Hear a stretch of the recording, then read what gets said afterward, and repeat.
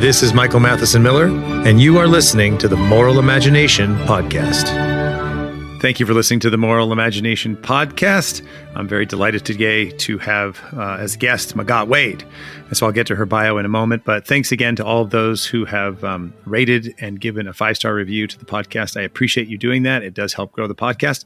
And thanks especially to those who have sponsored the podcast on Patreon or following me on Substack. That too does really help. So I appreciate everyone's support. So my guest today is Magatte Wade, and I've known Magatte for a number of years, and I'm really happy to have her on the podcast. So let me give you a little bit about her bio. She's a senior fellow at the Atlas Network, one of the leading organizations of African free market think tanks. She was listed as a Forbes 20 youngest power women in Africa. She was a young global leader by the World Economic Forum and a TED Global Africa Fellow. She has presented at the United Nations, the Aspen Institute, the World Economic Forum, TED, Harvard, Stanford, Yale, MIT, UC Berkeley. Have you spoken at Notre Dame? This is the big question. Of course.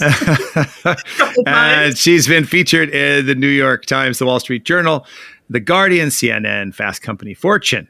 She's also been on smaller podcasts than mine, like The Jordan Peterson Show, and others who will remain unnamed. I'm just kidding. And she's also the co-founder of Prosper Africa and the author of the book we're going to talk about today, The Heart of a Cheetah. So Magatte Wade, and the subtitle is How We Have Been Lied to About African Poverty and What That Means for Human Flourishing. And I think she was featured in the amazing film Poverty, Inc. So great. Thank you, Magatte, for joining the Moral Imagination Podcast. Thanks for having me, Michael. It's a pleasure to be here speaking with you. So I'm really happy to have you. We've been talking about doing this for a while. And maybe what we'll do is I'd like to talk about your story and your kind of journey growing up in Senegal. Maybe we could start just before we go into the story, the big theme of your book. I mean, what your book and a lot of your work for Prosper Africa is that we've been lied to about African poverty and what this means for human flourishing. And so could you just maybe, before we go into your story, give the big theme, what inspired you to write this book and what are your biggest worries or frustrations and also the things that you look for as great opportunities that's kind of an underlying inspiration of so much of your work? No, for sure. You know, one of the things that I noticed, Michael, is clearly the world, not just Africans, but the world has this question in their mind, which is, why is Africa still the poorest region in the world? Simple question. Many people are like, why is Africa poor? No, Africans are asking themselves. Non-Africans are asking themselves. And yet, if you were to line up 100 people, or I like to do it the other way around, you line up 100 Africans and their usual allies on one side, and you line up another 100 people that are non-Africans, and, you know, for the most part, whatever, they don't care about Africa so much. It's like they're living their own lives. So you take these two groups and you ask them that question that the world is asking itself. Why is Africa poor? Everybody, of course, has something to say. But what I have found out of all of those answers that come out of people's mouths, you can literally put them into two separate categories. And that's why I gave you those two piles. One pile Africans and their allies, the other pile non-Africans who could care less. The African and their allies, all the responses that they give you, you can literally put them into little buckets. And I call them the usual suspects because it's traditionally these answers come back. It's going to be slavery. It's going to be racism. It's going to be colonialism. It's going to be because the West is stealing our resources. It's going to be all of those type of answers that in a way you can just buckle them into something called victimhood. You know, it's some type of isms, right? And then the other side, the non-Africans on this side who, you know, are not really fond of Africans or they don't wake up in the morning thinking, oh, how can I help? How can I support Africans? There you see a lot of people saying, yeah, low IQ, you know, that IQ map of the world and showing supposedly Africans have the lowest IQ in the whole world. And they're like, see, that's that's the answer. And then in the same group, so you have the IQ fury, you have, oh, they're lazy, they're always fighting each other, just that typical thing. So very dismissive, borderline, flat out racist, if not borderline racist, right? And both sides will also point to the fact that we have corrupt leaders. So they'll say corruption, but what they mean by corruption is you guys have corrupt leaders and, there's corruption. So, but Michael, when I listen to all of those, the reason why I call them lies is because it's just not that. Like, take the IQ people, the laziness people. Then I want to tell them, if any of that was true, how come the same people, in this case, take just my parents who had to migrate from my country to Europe, in their case, you take the same people, same background, same name, this is the same person, and you put them, the minute they arrive in Europe, they can self-actualize. I'm looking at this equation where the only variable is the place these people happen to be in or not. So I'm starting to think it has to do maybe with a place. So you could see why all of those so-called reasons, at least on that group, to me are perfect lies. And then on this side also, when you have people talking about slavery, racism, colonialism, let's take the colonialism part. I think to myself, so the slavery part, what we tend to forget is, first of all, slavery is the history of man, as of history of humanity. That's just something that humans have been doing for the longest time. For the longest time, what people traded was other human beings. Does it make it right? Absolutely not. And thankfully, we have grown out of it, all of us. I think in this situation, it's just because Africa happens to be the last region in the world where we still had that phenomenon happen, especially the scale at which it happened, and definitely very violent way it happened. That's why probably in our human psyche we have this feeling that perhaps we were the only people enslaved. That is just not true. That is just not true. Slavery is a story of humanity. And so if that's a story of humanity, yet you want to tell me that slavery is what causes us to still be poor today, then tell me about all the people who have been enslaved, all of these societies that have been traditionally enslaved, and why they are no longer poor. Because remember, poverty is the natural state of man, right? So we should be asking ourselves more, what gets us out of a natural default setup? In any case, so for people talking about the slavery, that's what I would say.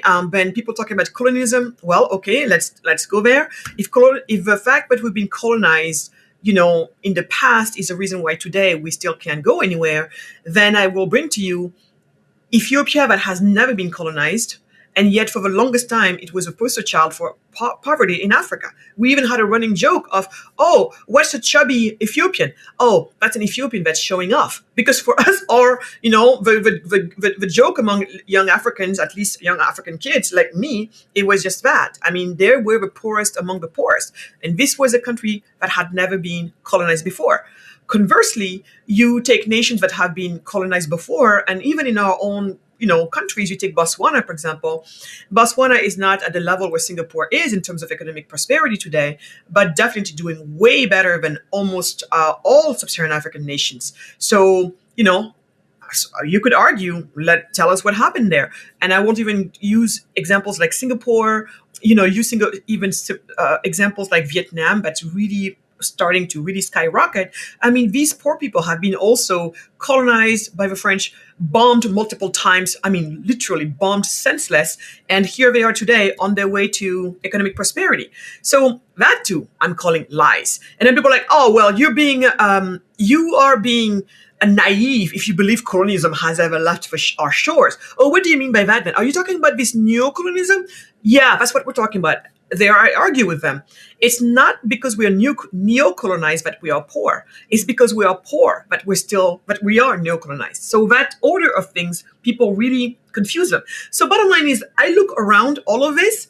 Could the fact, yes, of course, if you have had all of those things happen to you, yeah, of course it might have slowed you down, but it doesn't mean you can't get to the other side. And proof in point, all of these other nations that surround us that are doing just fine. Thank you very much. So my point is, I look left to this one group of 100 people, Africans and their allies, right to these other guys, who seem to all have in common their common buckets, laziness, IQ fury, basically flat out dismissing and racist towards African.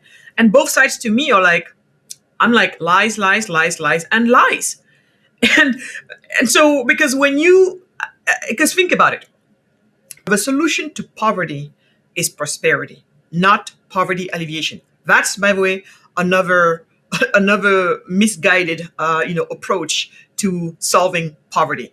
We try to solve poverty with poverty alleviation. And the proud African that I am is going to tell you, I don't want of your poverty alleviation. Just this idea of being a little bit less poor, no, thank you very much. I want to flourish, and flourishing is only possible in prosperity. So the solution to poverty is prosperity. How? Who builds prosperity? It's entrepreneurs, isn't it? What do they need? An enabling business environment. Voila. It seems very simple to me today, after all of these years, to have come down to this conclusion. But this is the equation. Yet, when you look at the Doing Business Index rankings, the various Doing Business Index rankings, that exist that different people have come up with, you find out that systematically African nations are in the bottom half of those rankings. What does it mean? It means that it is harder to do business in almost anywhere in sub-Saharan Africa than it is in, say, anywhere in Scandinavia, right? Yet, remember my two groups, my two samples. These guys come up with all types of reasons as to why Africa is still poor today. And none of them gives me the reason that you and I just talked about, is how poverty is beaten by prosperity, which is built by entrepreneurs who are agents who need an enabling business environment. No one is bringing it up. So this was just basically the biggest realization of my life, Michael. But then I ask you next, how could you ever hope to get to a solution if your diagnosis is dead wrong in the first place? And so that's why I called my book, the subtitle of my book is that, the lies, how we've been lied to about African poverty and what it means for human flourishing. And there, what I mean is, if that equation we talked about, poverty solved by prosperity, prosperity built by entrepreneurs need an enabling business environment, we need free market capitalism, then there you go. And this is not a formula for Africans alone. This is a formula for anybody who is human. This is a formula for humanity. And that's why I jumped from the lies we've been told about the African poverty situation, and what the correct answer to that means for the rest of us humans. And I know you want to talk about poverty in America at some point, but that's what the case I'm trying to make. It doesn't matter if you're yellow, green, beige, whatever. There's a very simple formula that works for human beings. Everywhere it's been applied, you see human beings flourish. And anywhere you mess up with that formula, watch human beings start to falter, fall off, and all types of, craziness going around. And that's really why I called it that way. All right, great. No, thanks. That's a great, fantastic summary. So now I have like 50 questions to ask you, which is good. So I actually have a number of questions. I want to follow up with some of your points. I want to talk about prosperity, what you mean by that. I want to talk about, I want to ask this question of, does capitalism hurt the poor? Because many people, as you know, argue capitalism hurts the poor. I'm going to just putting some things out there that I'm going to get back to. I want to talk about, if prosperity is so great, why are people in this wealthy country complaining in the streets, wanting socialism? So I want to talk about those things. But before I do all that, and I want to also talk about some of the solutions you provide, like what constitutes a business climate, right? That's great. So I want to go to all those things. But before we do that, what I'd like to do is go a little bit through your story. So I know your story. I've read your book and also known you for years. Could you a little bit talk about your story and how you came to this? Because in some ways, if someone's heard you for the first time, they're like, "What? This lady's just an ideologue. I mean, she's just free market." But you actually have a story of your own life growing up in Senegal and as an entrepreneur and all the things in between. Could you maybe take some time to tell us your story and also a little bit of why this book is the heart of a cheetah? Mm-hmm. Thank you. Yeah, so really, and I'm glad you're asking this question, because whenever people ask me to tell them my story, I tell them my story in a way that they're not used to hearing somebody address their story. And in my case, it's very much the story of the best way I can explain it is my intellectual journey. How going through life, my own thoughts had to start, evolving. They had to start evolving. And what do I mean by that? So it all starts, I was born in Senegal, the west coast of Africa. And right around age 2, my parents made the very, very hard decision that so many African parents before them have made and continue making to this day.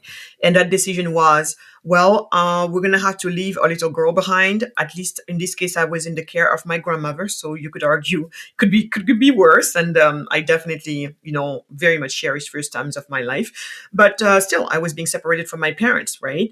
2 years old. I don't think any of the parents listening here would think that it's a happiest moment of your life that you're going to be separated from your child, and you're leaving, but you don't know when you're coming back, because in some of these situations, so my parents, the decision that they made was to basically, it became clear to them that they would have to emigrate outside of my country to another nation, ideally a prosperous nation, so that they can provide for a better life for me back home. And you stay with your grandmother. I stayed with my grandmother. And so they had to decide, yes, to leave behind their family, leave behind their daughter, leave behind their home, their community, their village, their country, their continent. It's just like, wait, what? And oftentimes you go, but you don't know when you're coming back, because sometimes when you go to these countries, like in the US, for example, once you're here, you have to be very careful. I mean, if you came here illegally, of course, you're not going to leave again, because the minute you leave, it will be over, because that's it. So you stay under the radar, you stay under the radar. My parents didn't even migrate illegally. They did it using legal route. But even when you use a legal route, once you get there is a process, right? You have to wait for this paperwork, then wait for that paperwork. In the meantime, it's better to stay put and not go back and forth. And that process could last, if you're lucky, could last in the low years. If you're not lucky, it lasts in the high years. And, I know people who have not been able to go back to their families. They left a child behind and they keep getting pictures. And today, the child is getting married and they still can't go, right? Probably the only time they'll go back is in their caskets. That's the only time. And so I think these are the tragedies of immigration that people don't understand. Whether you're doing it legally or illegally, these are the tragedies of immigration. So you just have to sit there and ask yourself, what are the forces? What are the trade-offs? How bad can the trade-offs be that the better outcome is still for you to leave your child behind, not knowing when you'll see them next, if you'll see them next? So I want people to sit with that, right? And so anyway, for me, that's what happened. So they left and they went to, they first went to France and then to Germany.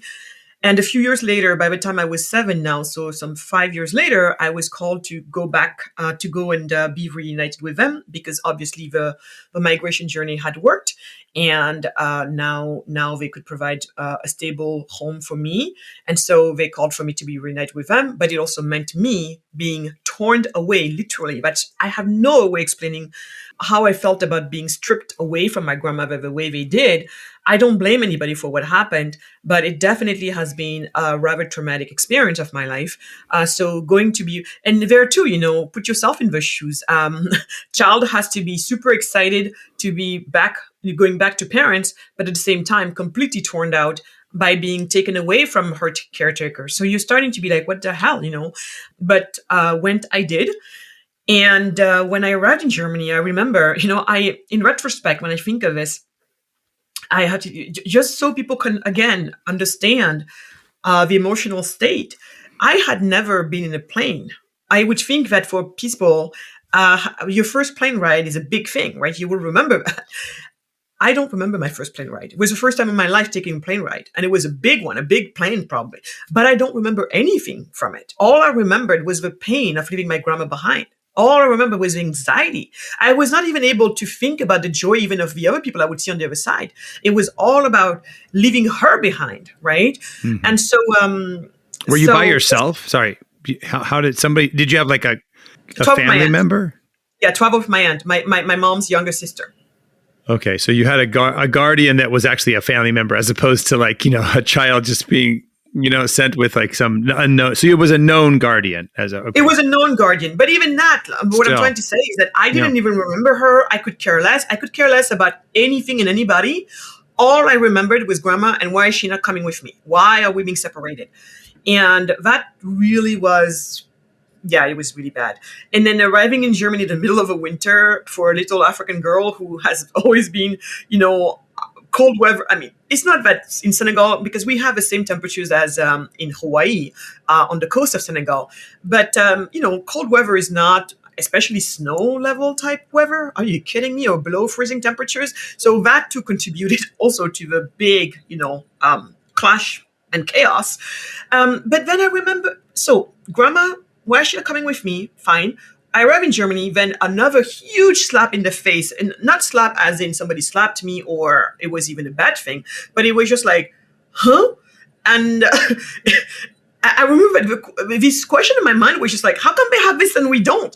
And the reason why that came up was not only these roads that were paved, but I remember later that day, mom saying, oh my God, it's time for your shower. And me being like, huh? Where's a bucket of water? I'm not getting butt naked in this weather, especially this cold weather. And my mom would be like, oh, come on, you silly, just jump in the shower. And I think for me, even my own mom had forgotten what it is back home like. Because when grandma says, Magatte, it's time for your shower, and we say, yep, well, the moment that decision is made, I know that there's going to be another 45 minutes to an hour before the water actually touches my skin. Why? Because she would have to drag her old little body to kind of stove some coal into a little charcoal stove and then start to try to fan it, as well as she could so it can catch on as quickly as possible. And we all know it still takes time. Then she would put a pot of water on those coals to wait for it to boil. Once it boils, she transfers it into a bigger bucket, adds colder water, for it to get to a safe temperature for me. And then somebody stronger than her would drag this bucket away from the courtyard where she's preparing it to the shower area. And there at last, some 45 minutes to an hour later, with a small plastic, cup, I could finally start to take my shower, taking water from the big bucket back and forth on my own skin, back and forth, my own body. And that's what it meant to take a shower. And then mom here is saying, oh, you just jump in the shower. I'm like, wait, what? And then you turn the knobs and all of this and the water's coming down. I'm like, wait, what? And I was just like, oh, something is going on over here. And whatever it is, I have been given the short end of a stick. And so anyway, that's really why little girl, Magatte, was just like, huh? How come they have this and we don't? And it was, how sometimes kids can be obsessed with a question. That was my obsessive question. I just really needed to know because it didn't add up. It didn't add up. A discrepancy between these two places. And I think for me, all I was talking about was the difference and the discrepancy between the ease of life. The ease of life. Things that for us, it was normal, but it would take you for hours to get ready for. Whether it's like, a meal being prepared, blah, blah, blah. And here you come in, it's like done right away. Goods that were available all the time. I was like, huh? And so anyway, and that question literally became the defining question of my life. I had to know. And of course, along the journey, I've heard all types of people coming with all type of reasons as to why that was the case. When I told you about earlier, when I said line up 100 Africans and allies and line up 100 non-Africans, I did not come up with that randomly. It's just because it's been truly my experience growing up and trying to understand and hear what people had to say. Can I say one thing? To be clear, when you say Africans and their allies, you mean non-Africans and allies. You mean Africans and quote unquote allies of Africa. Mm-hmm. And then you have people who don't really care about Africa, never think about it, right? So that it's not just Africans and non-Africans. Yeah. Right? It's Africans and then like people who think about it, people who work in the development field, et cetera. And who would like to tell you that they care about Africa. Yes.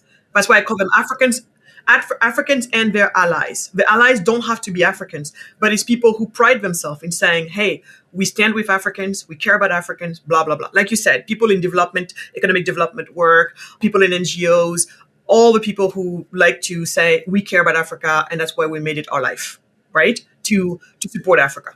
On the other end, you have non-Africans who, whatever. It's just like they're going on with their lives, and this is what it is. And what they hear from Africa is probably what they hear in the news, what they have seen in some magazines. That's all it is.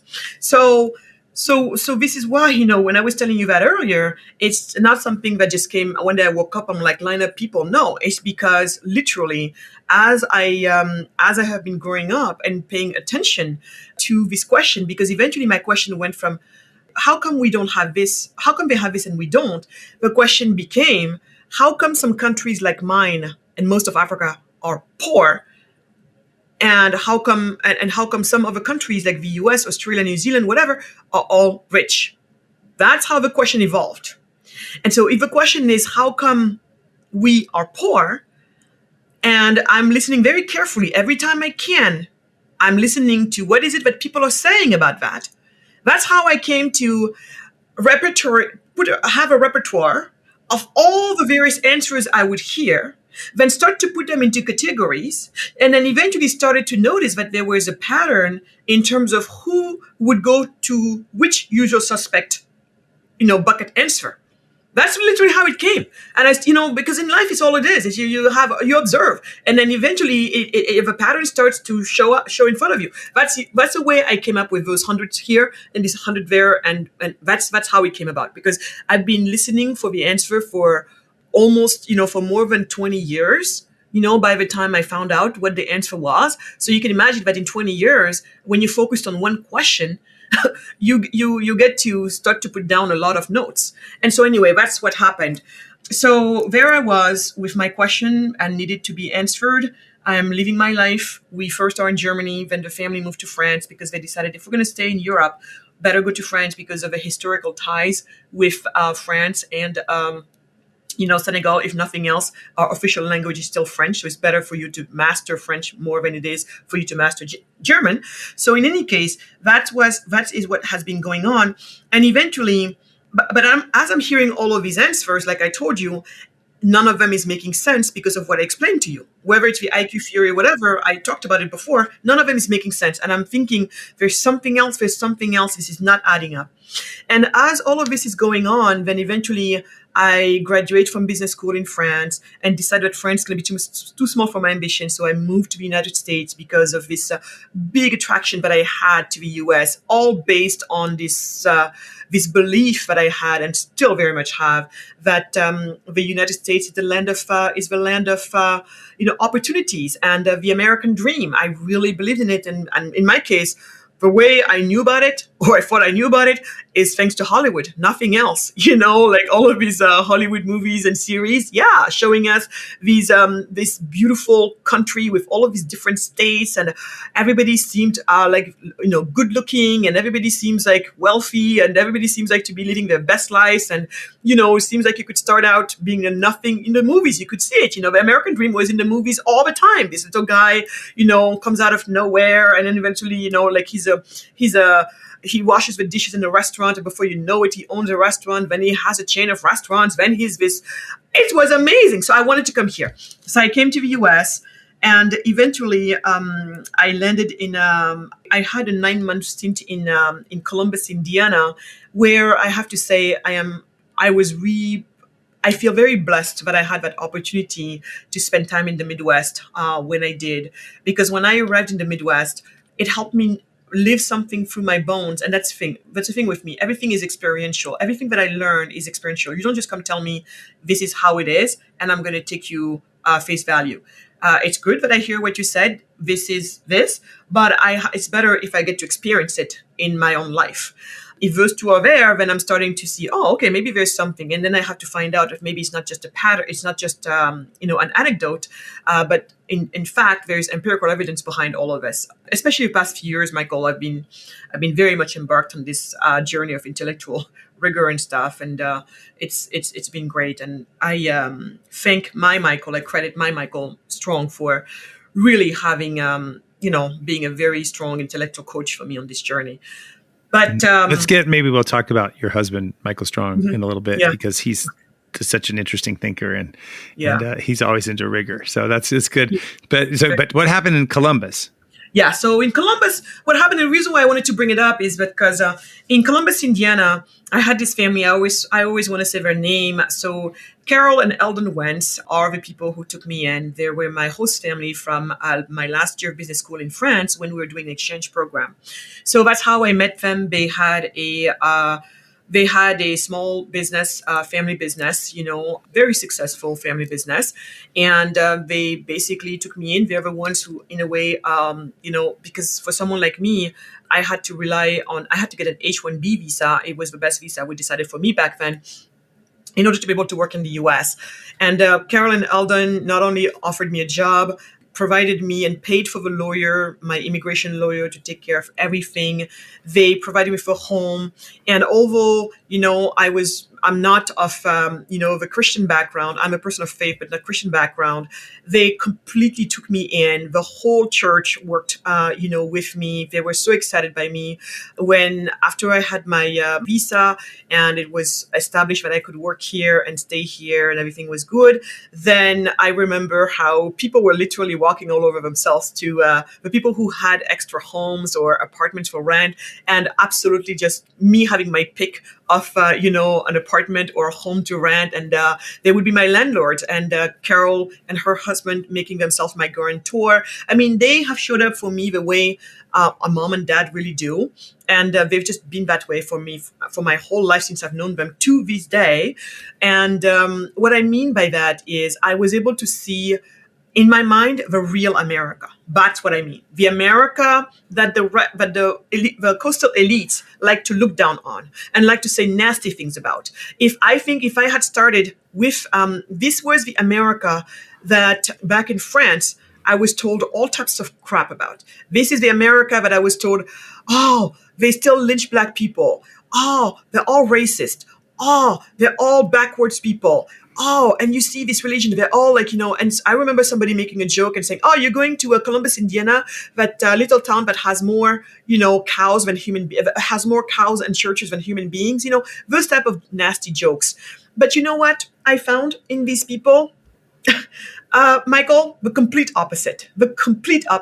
And that's why no one will ever be able to say to my face all this nastiness about middle America and these people and their values. If you ask me, actually, I think they have some of the best values. They still are the ones who are with the strongest values on this land. So in any case, that was my experience in the Midwest, and that's what happened. And it was very formative for me. And I'm very glad I got that experience because later on, I would spend my life living on the two coastal elites, starting with San Francisco, then New York. And today I'm on the third one, which has been setting itself up to be the third one, Austin, Texas. So those three towns, when you take them, do not imagine that you're living in America. It's not America. It's great, especially Austin is great, but it's not the rest of America. It's just not. What do you mean when you say that? When you say it's not America, what do you mean? Well, when or maybe I should say these places are not. Yeah, that's what I'm saying. These places are not America because the rest of America, it's for the most part, what I'm seeing is people who are still very much, people who are into their faith, are into their religion, where the concept of family as we know it is still very much revered and not looked down upon. And it's not because somebody due to life circumstances, find themselves becoming a single mom. But you don't see people, trying to make it sound like being a single mom is just what we should aspire to, for example. It's places where I think we still understand that children need, two parents ideally. And then it's not even a matter of, what the sex of parents are, but people understanding that a child needs to be well surrounded, right? And that's why some of us still go for the concept of family as we know it. I see, the values of faith and religion to me, which I find very, very important.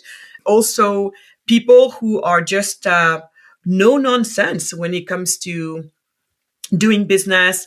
Those are the places where I didn't see people. It took me to come to these other cities like San Francisco, especially, and New York, and now in Austin, and we're seeing that in Austin proper, like Travis County and places like that. that's where I would see people. That's when I actually started, hearing about ideas that only later, because at first I didn't know any better. I mean, I hear this, I hear that, whatever. But concepts that in retrospect are like, these socialist ideas. I started encountering those ideas in those cities. So what I'm trying to say is that in the rest of America, what you're seeing is very much down to earth individuals who are still living a very down to earth life for the most part.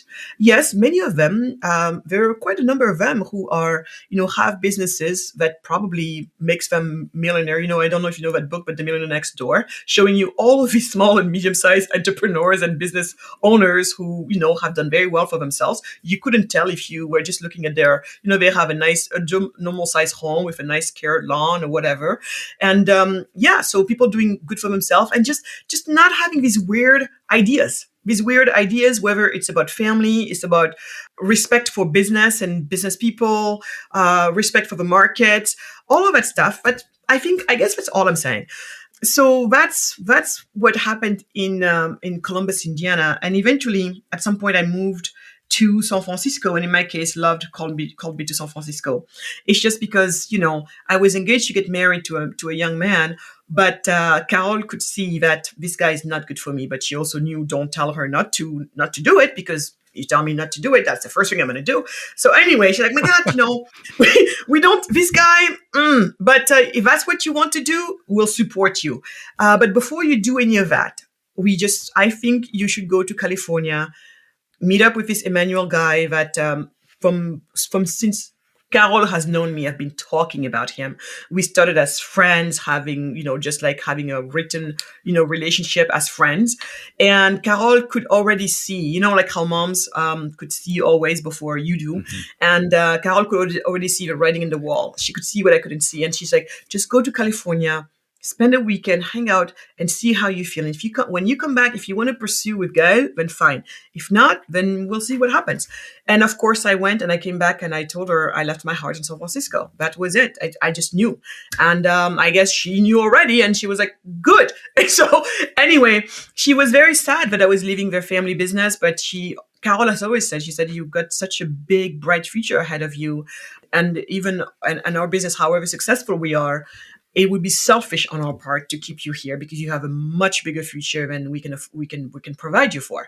So, but she said, but don't worry, we'll always be here. If anything happens, this is your home. You always come back and we will always take you back. Not a problem. So just go, deploy your wings and do you. And that's exactly what happened. It was a very scary moment of my life because, I was letting go of a visa that I had. Whatever I find, I would have to get, those people would have to agree to sponsor me again. It's a very heavy process.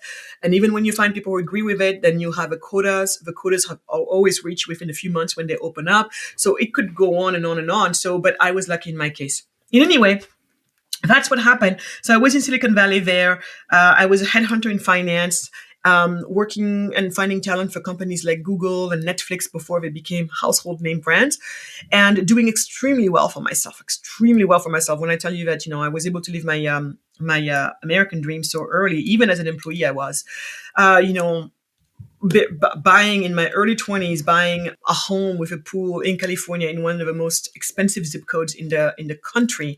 It was just for me, at least, it was a big achievement. And the reason why I say that is because then I want people to understand to have a better understanding of what I'm going to say next. So there has been so much opportunities that I had been offered by this country called America.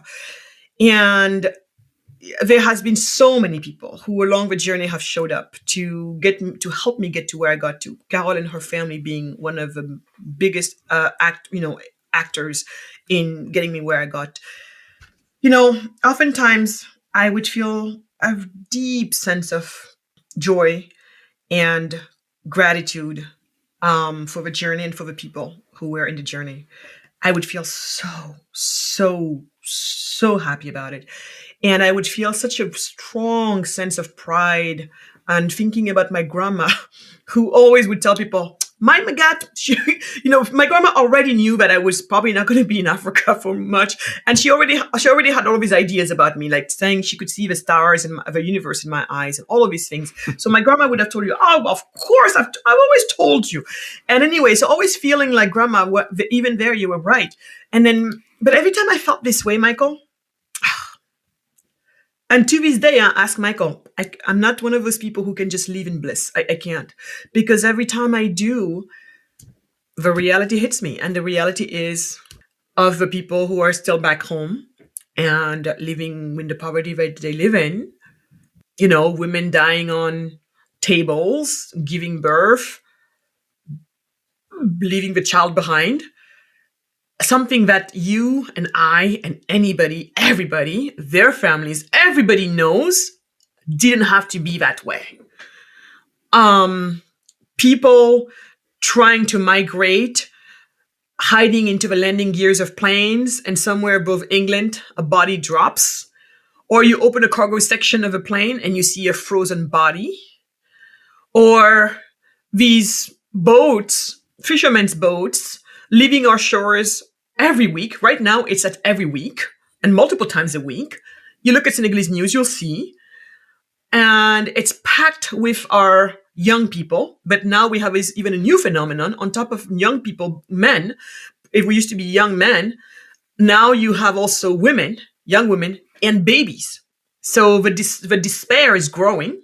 Mm-hmm. The boat oftentimes tips somewhere, between Dakar and the Spanish coast. The Mediterranean is literally a graveyard for us, with thousands and thousands upon thousands of dead Senegalese people. I'm not even counting the other Africans. And then when you don't have these tragic situations, there's another tragic situation of people trying to use land route and they get stuck in Libya. And in Libya right now, in 2024, you're sold as a slave. Yes, we have open slave markets today. It took for CNN to talk about it for the world to finally believe us. Mm-hmm. And there, someone like me, I'm sold between $300 to $500. Meanwhile, the rest of the world looking at you and still thinking that you're an incapable, pathetic, human being, who many people also look at us as parasites.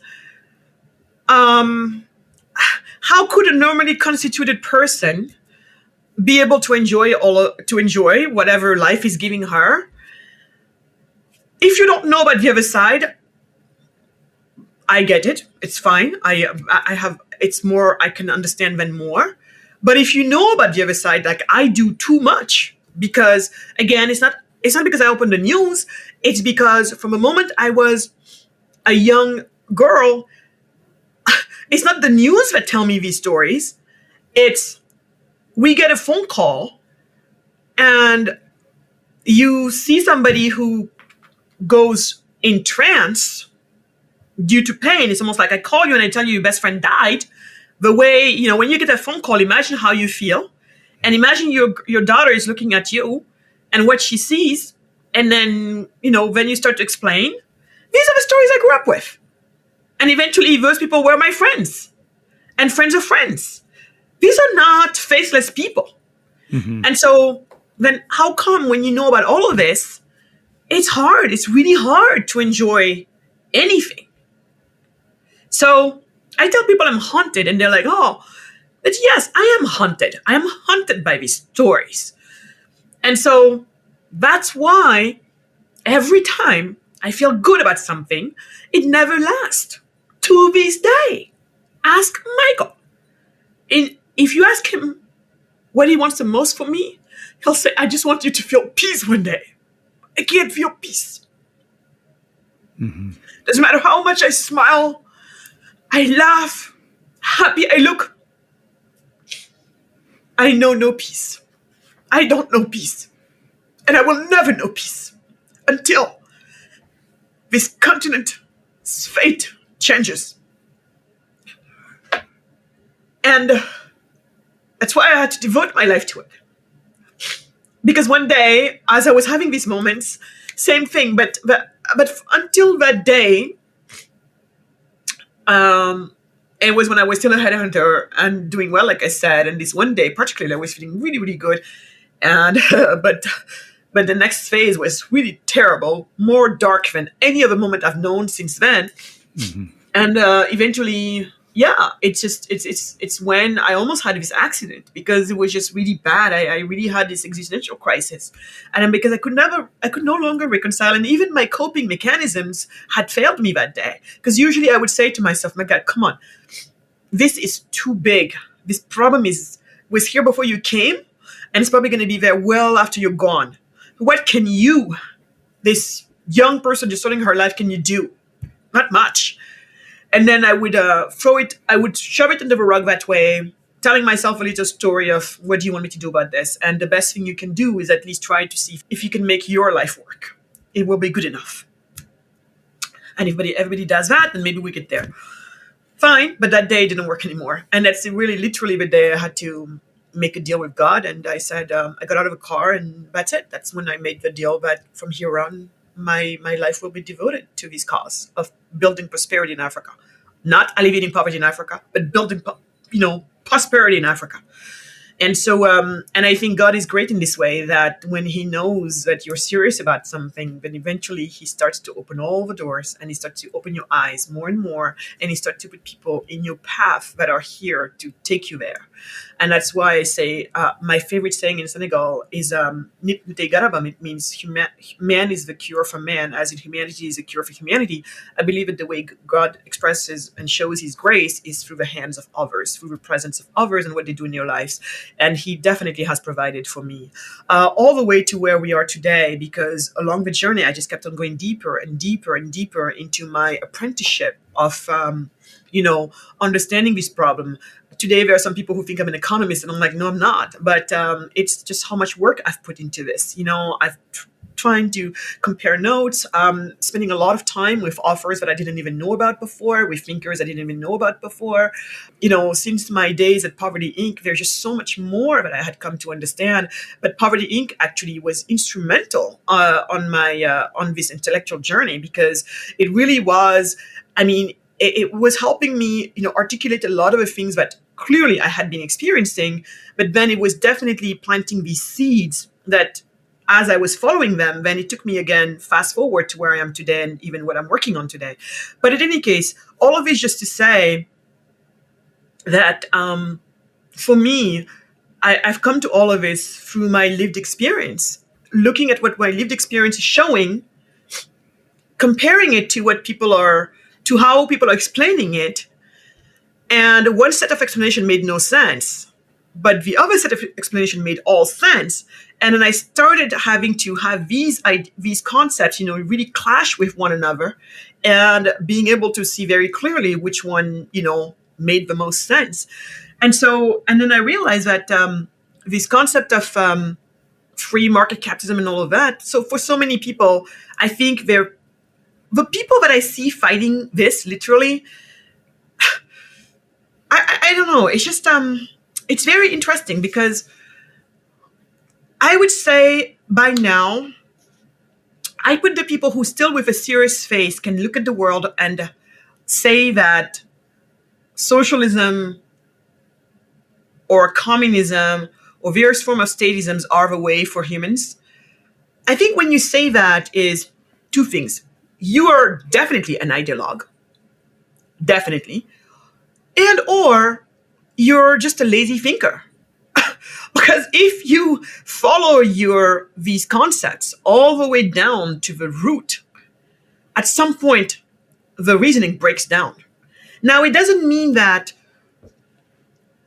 the reasons why you want to support, it doesn't mean that the outcome you would like from these concepts is wrong. Because as a matter of fact, I believe we're on the same sides. I believe that the people who tell you, especially the ideologues, who are really into those ideas, I believe that, and they're into it for the most part, they'll tell you supposedly, blah, blah, blah, we care about the poor and everything. But two things I noticed is, And the most shocking of them, because to this day, I'm telling you, one of my books is going to have to do about this, but I'm doing as much research as I can, but it's not going to be the next one. It's going to be the one after. I think the world complains, especially the socialists and the statists, they complain about greed in man. And when they think about the capitalist, they confuse greed with capitalism. And any normal person would tell you greed is in all humans. It has nothing to do with capitalism. Okay, there are as much greed in the socialists as there are in whatever. Greed is just us humans. But then I'm like, I really had to come to understand viscerally in my body what envy means, and that in the end, I think envy is even more evil than greed. I think they're both evil, but I think envy is worse. Because at least, greed. First of all, I think greed is more in your face. It's more like overt. And the greedy people, it's not about just wanting to go and take from somebody else. I think they're perfectly willing just to build it themselves. Where envy, there's something there. It's bad, because envy in my mind is also connected to hate. And because I've been asking myself the question from the moment I understood that the only way for Africans to get out of poverty, this takes me back to the story, because then it will close the story, because then we would have done full loop. So made my deal with God that my goal is every breath I take, every breath that God gives me, I wanted to go towards the betterment of my country, and beyond my country, of my continent, and as a whole, for Black people to become recognized co-creators in innovation and prosperity in the world, global co-creators. Then it was important, because then I really had to try and understand, again, my question was there still, why are we poor? Why are we rich? And having put to bed all the lies, the usual responses that the world comes up with. While all of this is happening, I'm living my own life. Eventually I become an entrepreneur myself. Not because I was interested in making money, but because I was profoundly moved by the fact that my culture, and in this case, what it was just this hibiscus drink, what we call the bissap. It's a product that you see a juice. For me, it's a part of my cultural identity. Bissap is called the juice of Teranga. Teranga means hospitality. That is what the people of Senegal are known for. So this is part of my cultural identity, of my cultural pride. And we have a juice that personifies it. So you can imagine why it's so important. It's not just anything for me. But then just to go home and to realize that this thing is disappearing, because our people have this complex of inferiority, that anything that's indigenous to us is bad, and anything that's coming from the West is good. It's not the fault of the West. It is just what it is. Mm-hmm. And so there we are. And beyond, so not only am I I'm seeing that literally a part of my culture disappearing, but I'm also seeing these women. These are the women who used to grow the hibiscus. It's primarily women who grow the hibiscus. Now that people are no longer drinking the juice, why do we need the hibiscus? So these women are losing their livelihoods, which means they're falling deeper into poverty, leaving the countryside where they used to grow these things to now pack themselves into cities in search of a job. Many of them ending up as domestics in homes, but in many situations, abuse, sexual, everything, right? Some of them are on the streets, begging with the children next to them. This is horrible. So when I realized that, I'm like, oh my God, my culture is freaking dying on this side. And then people literally are also dying, literally. So, and then that got me really angry right there. Another piece of, oh my God, I was so mad. And it's out of that disappointment and feeling of despair that actually came the idea of creating a business. Because my husband of back then, Emmanuel, remember that I went to San Francisco to be with. Unfortunately, he passed away once I started the company. But Emmanuel said, Magatte, this anger of yours, it's energy, but it's negative energy. You got to find a way to turn it around for it to become a positive inspiration, which is positive energy. And I guess that together with my whole thing of criticized by creating that we were raised with, that whole concept, then it became the answer started to put yourself in the map. So I did not become an entrepreneur because I was like, oh my God, I want to be an entrepreneur. Oh my God, I want to start a business. It was just, hello, this is what you have to do. And so as I built my business, my first business, we had a sister company in Senegal and a sister company in the US. Senegal was in charge of a whole supply chain, side. And then the US side was, research and development, sales and retail, promotions, marketing, all of that stuff. And then the business, just quickly, so the business, it was a juice business, right? Yeah, this one was a juice business, Adina. Right, hibiscus, Adina. Yeah, yeah, Adina. But then what all my businesses have had in common since then, because now I'm building my third one, what they all have had in common is that the sister company in Senegal and another sister company in the US. Today, the sister company in Senegal actually manufactures the product. So we have even gone higher up in terms of, how much we get done on the ground and the type of jobs we're able to provide and how much better it is for everybody. But the first time I did this, it was in 2003, 2004. Michael, I was just like, huh? It was just the discrepancy in the ease of doing business that I was noticing. Right. And back then I could not have spelled it out this way. Today I call it easy doing business, blah, blah, blah. But back then it was just like, are you kidding me? How come is it over here? Takes me like a few minutes to set up an LLC. And here, back then, it took me almost 2 years to set up a legal business. I mean, can I just, before I want you to go with your story, but I think that's just like a hugely important point that we maybe don't want to pass over. You, of course, know, we talked about this in Poverty Inc., but Hernando de Soto did that study in like Lima and Egypt and different places. And I think the best example is the one he gives in Lima, where he sets up a little sewing machine shop with 2 sewing machines. And he got, I think it was like 4 or 6 student lawyers to go around and to register the business just like a poor person would. This is really important, right? Not like you don't know the minister. I mean, and in your case, probably in Senegal, because you were kind of coming back, you had your American company, your entrepreneur, San Francisco, you even had a little bit more opportunity if you're just don't know anybody. So he said, do that and see what happens.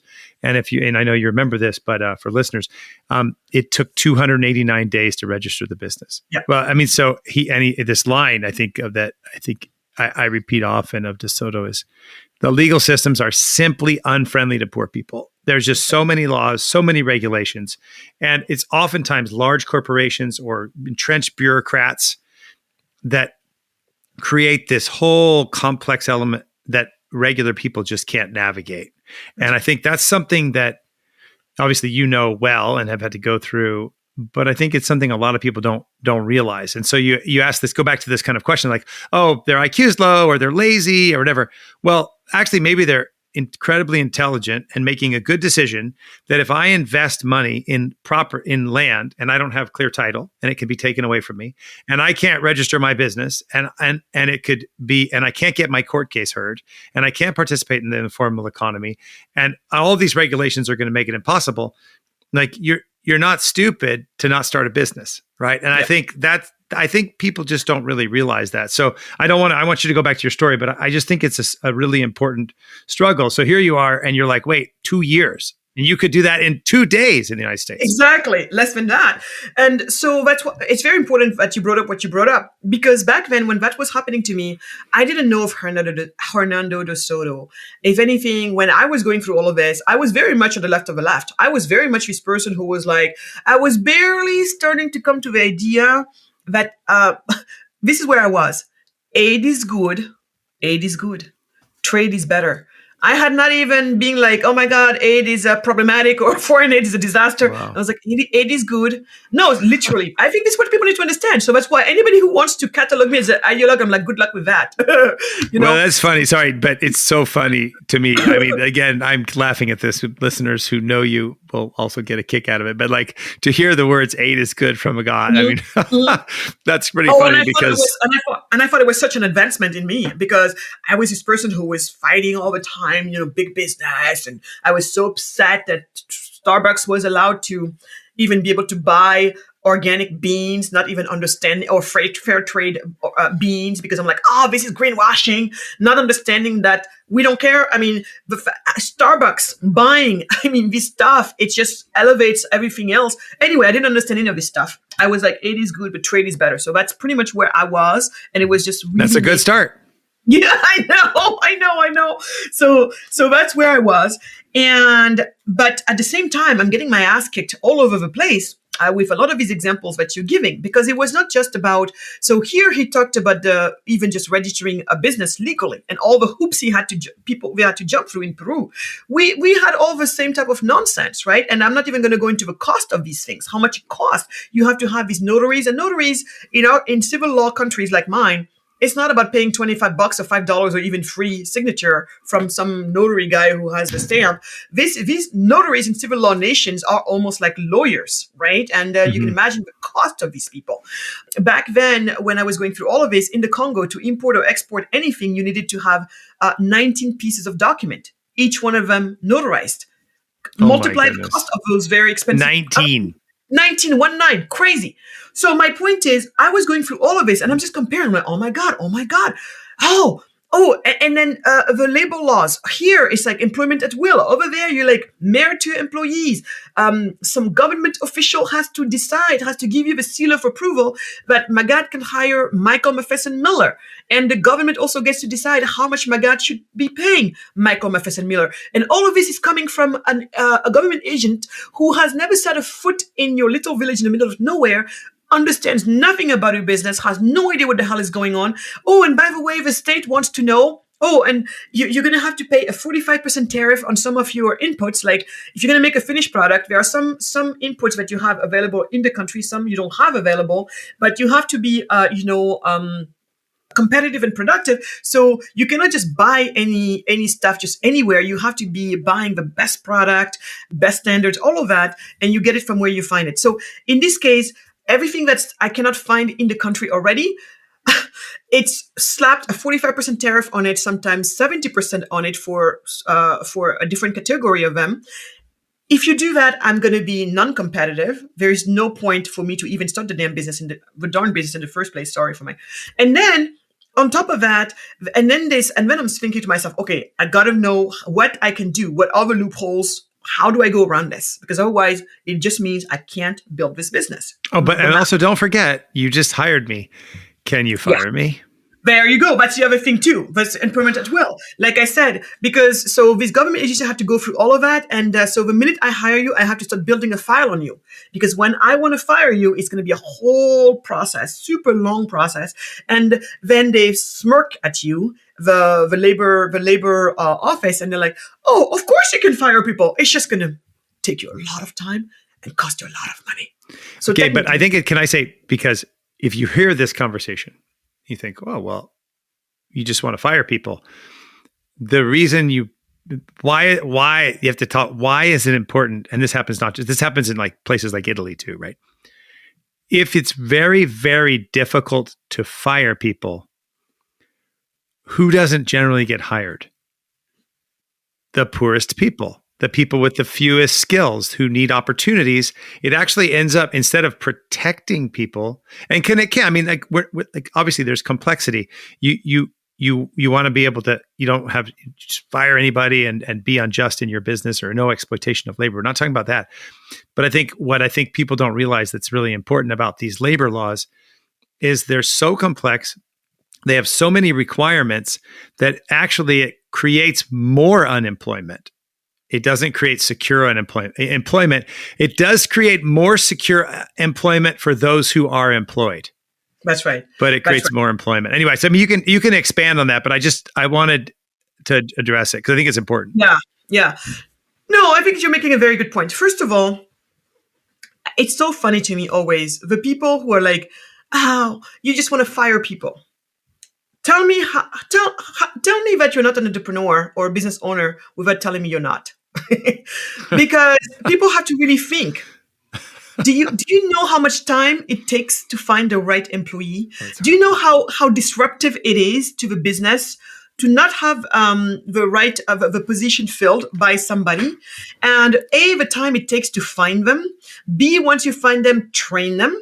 And once they're trained, do you really think we are just like, oh, and I just want to fire as quickly as I can and bring in somebody else, supposedly because they're cheaper? No. If anything, put yourself in our shoes. How many times even have you, let's say you're not an entrepreneur, let's say you're not a business owner, let's say you have never dealt with an entrepreneur, with an employee. Just think about the different people you have helping you in your life. Whether it's, I don't know, the person when you go to your grocery store, you're seeing this clerk who's passing your thing, good, person doing a great job. Like, we all know when people are doing their job right, the last thing you want is to lose them.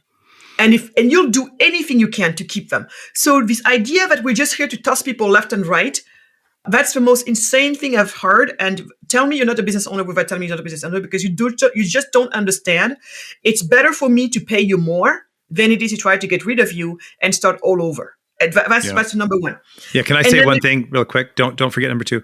I just was talking to this man. They're doing this project here in Grand Rapids and some other places. It's called The Source.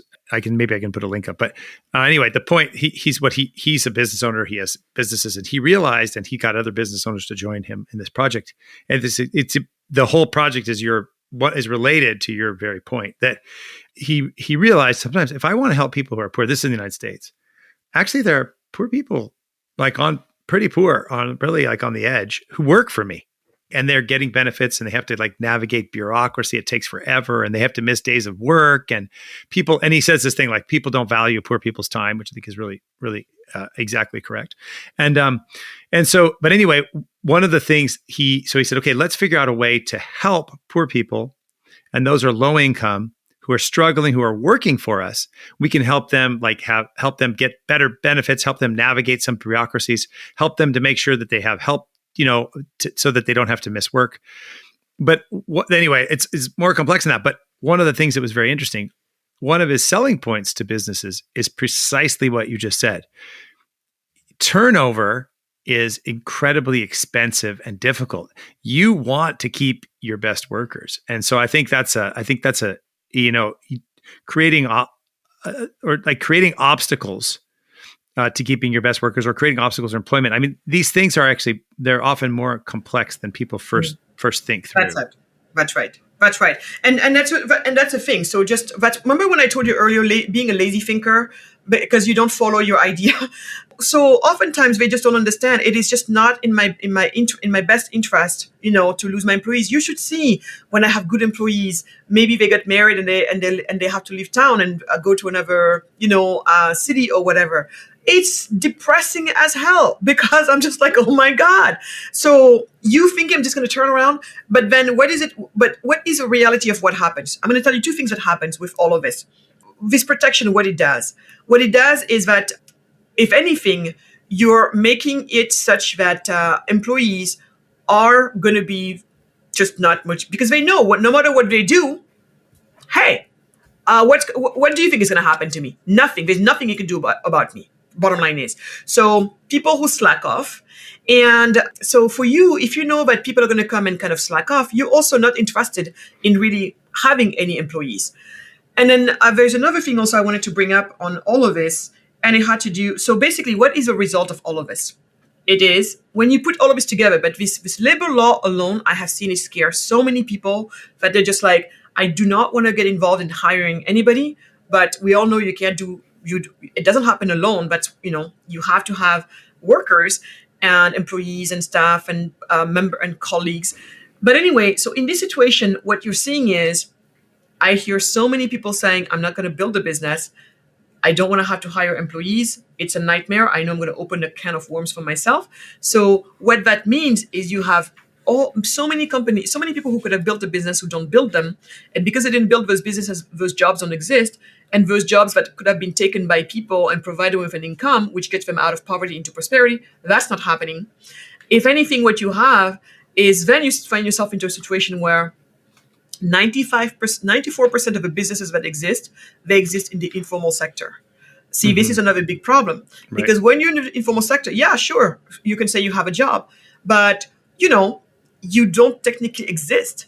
You can't take that pay stub and take it to the bank and get a loan from it. You can't take that pay stub and take it to a landlord and be able to rent an apartment or a home with it. You don't exist. Your work does not exist. Forget about retirement in your old days. What type of insurance are you going to get? Based on what? So basically, everybody is in there. In Senegal, it's like 94% of the businesses that are in the informal sector. And this is something that we see all across most of sub-Saharan Africa. So there again, you, Mr. ILO, because I had this fight with the head of the ILO back in the days at, we were having a talk at the UN. This is an international labor organization. Yeah. And I told him, I said, listen, Senegal, to this day, my country, Senegal, the Senegalese employees on paper, meaning in the law, in terms of protections and all of that crap, they're the most protected employees in the world. How does it result in real life? We are desperately still one of the 25 poorest countries in the world because people don't have access to legit employment, if I can call it that way. So again, weird thinking. All you're doing is, and I think people forget this, they really forget that as a potential entrepreneur, no one can force me to build a business if I don't want to. If like you said, entrepreneurs are not stupid. I think they're among the most pragmatic people. Let's not even go on the IQ level, but at least when it comes to being pragmatic and street smarts, they're some of the most pragmatic people.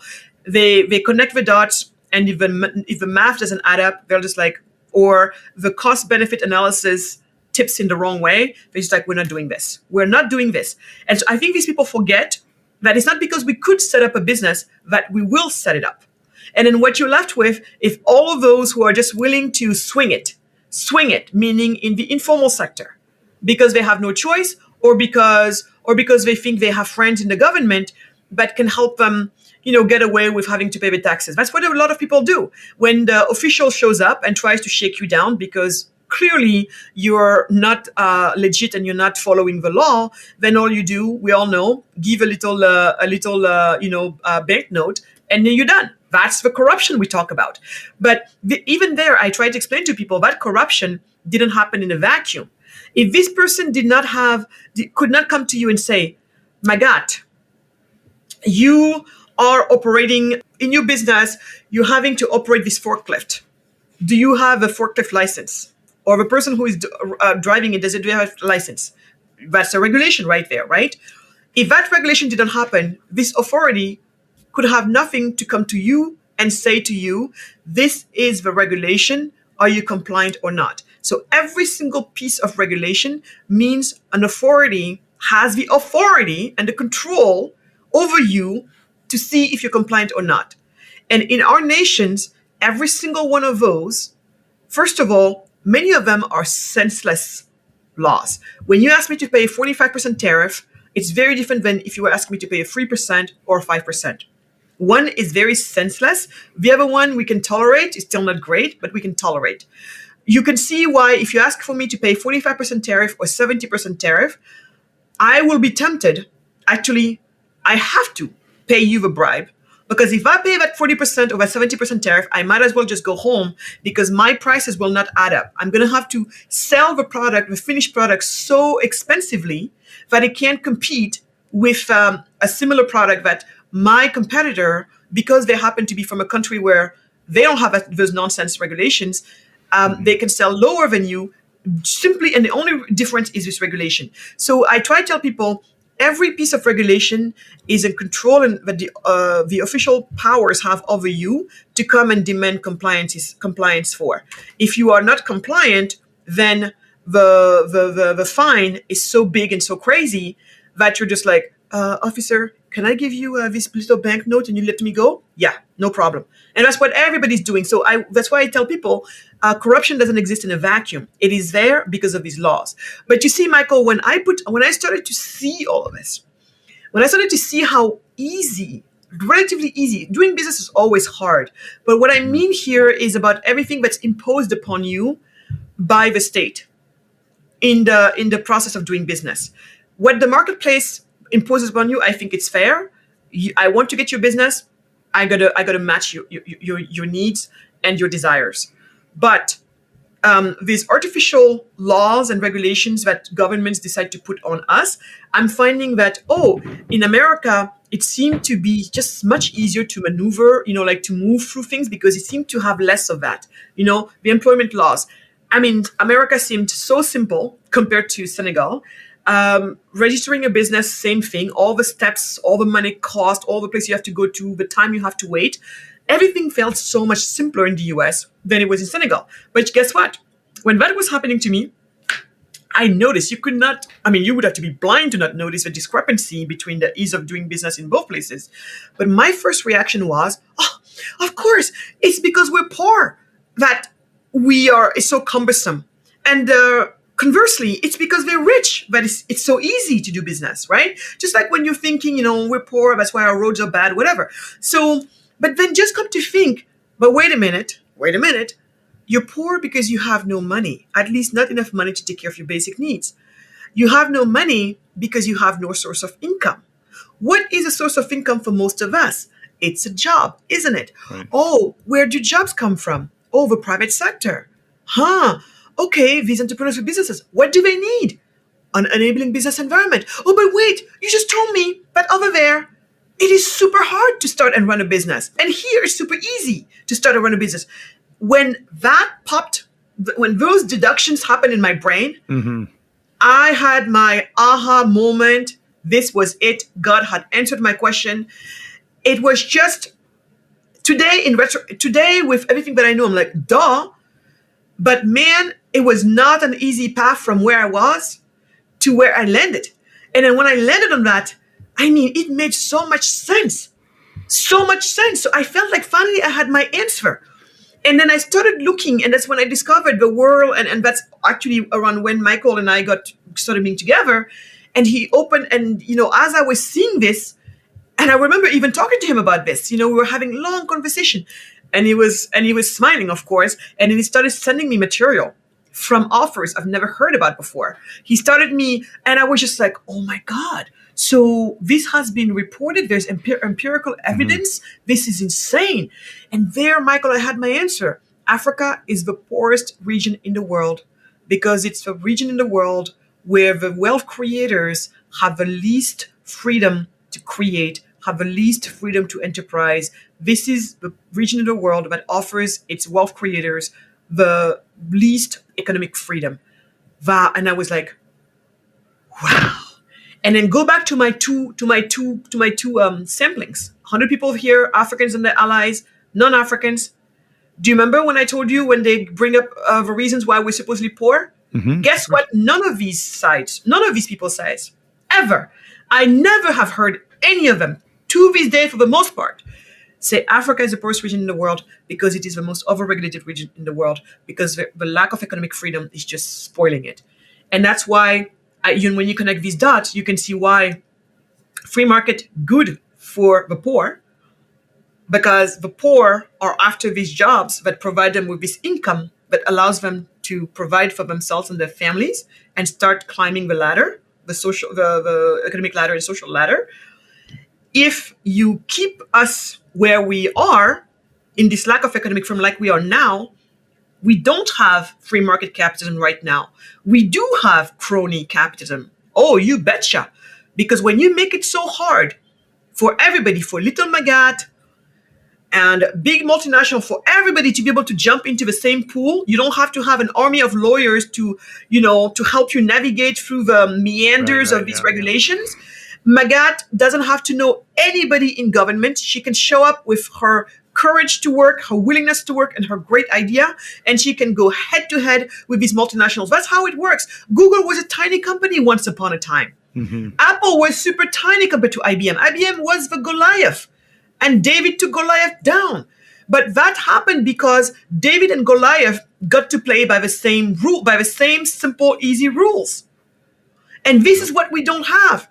And until and unless we have that, we are stuck with multinationals at the top who offer the few coveted jobs we talked about, but everybody wants because once you get them, they're super protected. But nobody else wants to do anything because, are you crazy? As a small company, I can't afford this crap. But we all know it's the small and medium-sized enterprises that build the Yeah. bulk of the jobs that go to the bulk of the people. So this, I would hope, helps people understand the connection between free market capitalism and wealth creation, which then helps people get to flourishing lives, rather than, I mean, come on, where we are now is the proof. And by the way, what I'm saying, like I said, the empirical evidence is here.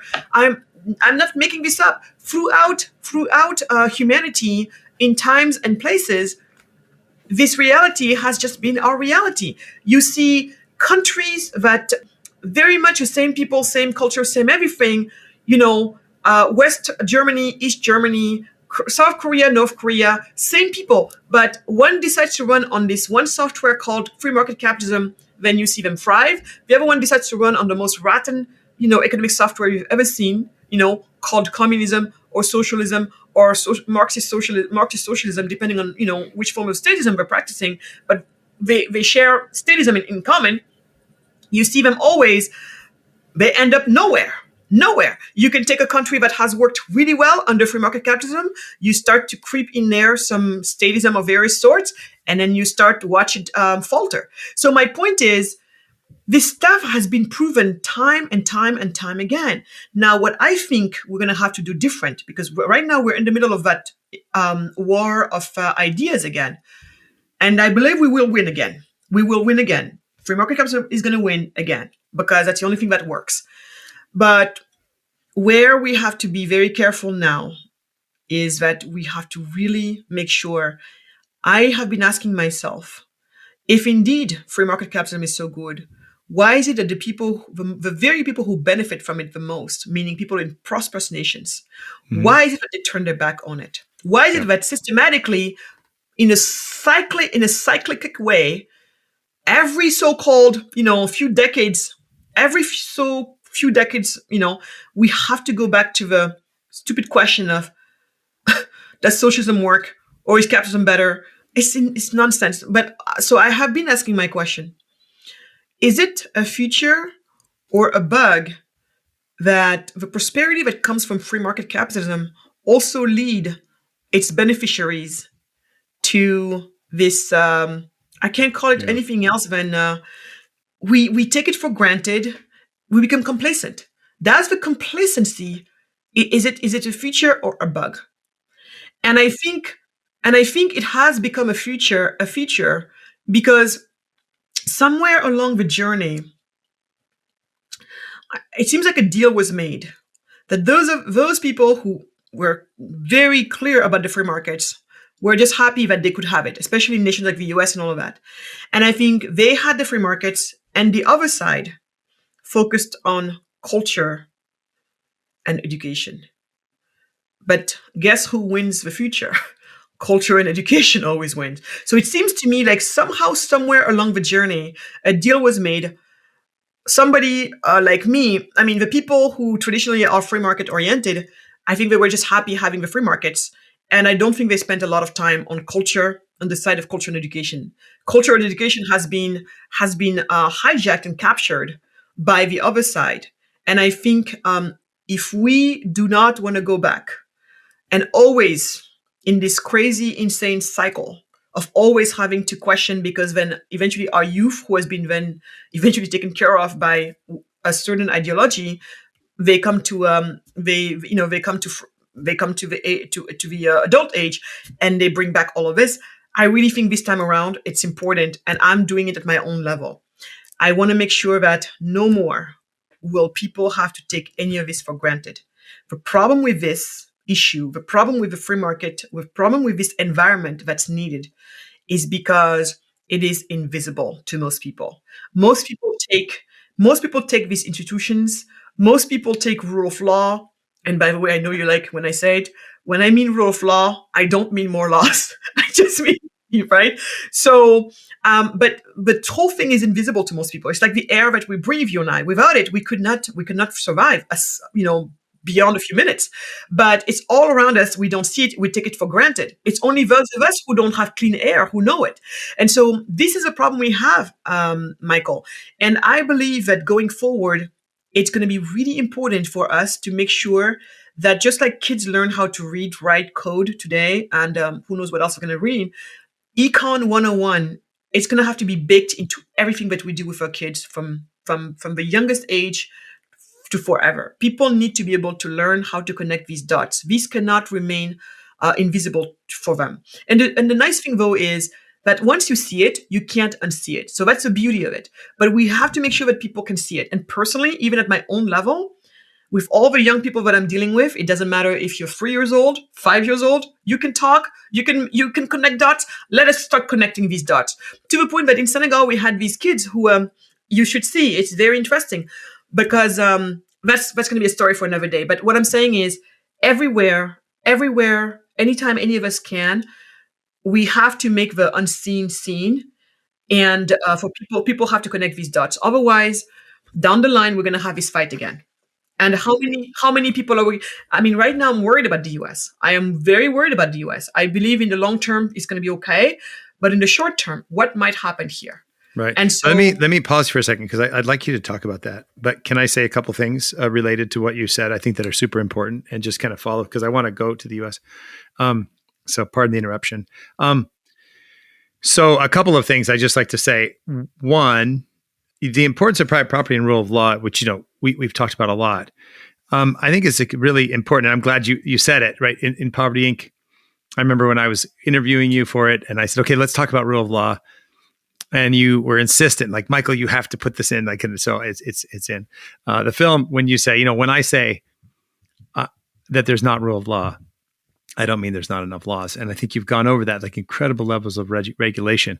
So what I can do actually for listeners, I will put on the show notes. I give talks on poverty in the developing world and various things. And sometimes I'll use that come out of like Fraser Institute or Heritage Foundation, a number of things. There's these maps that are correlation maps, okay, between private property rights and prosperity, right? The second between government integrity, right?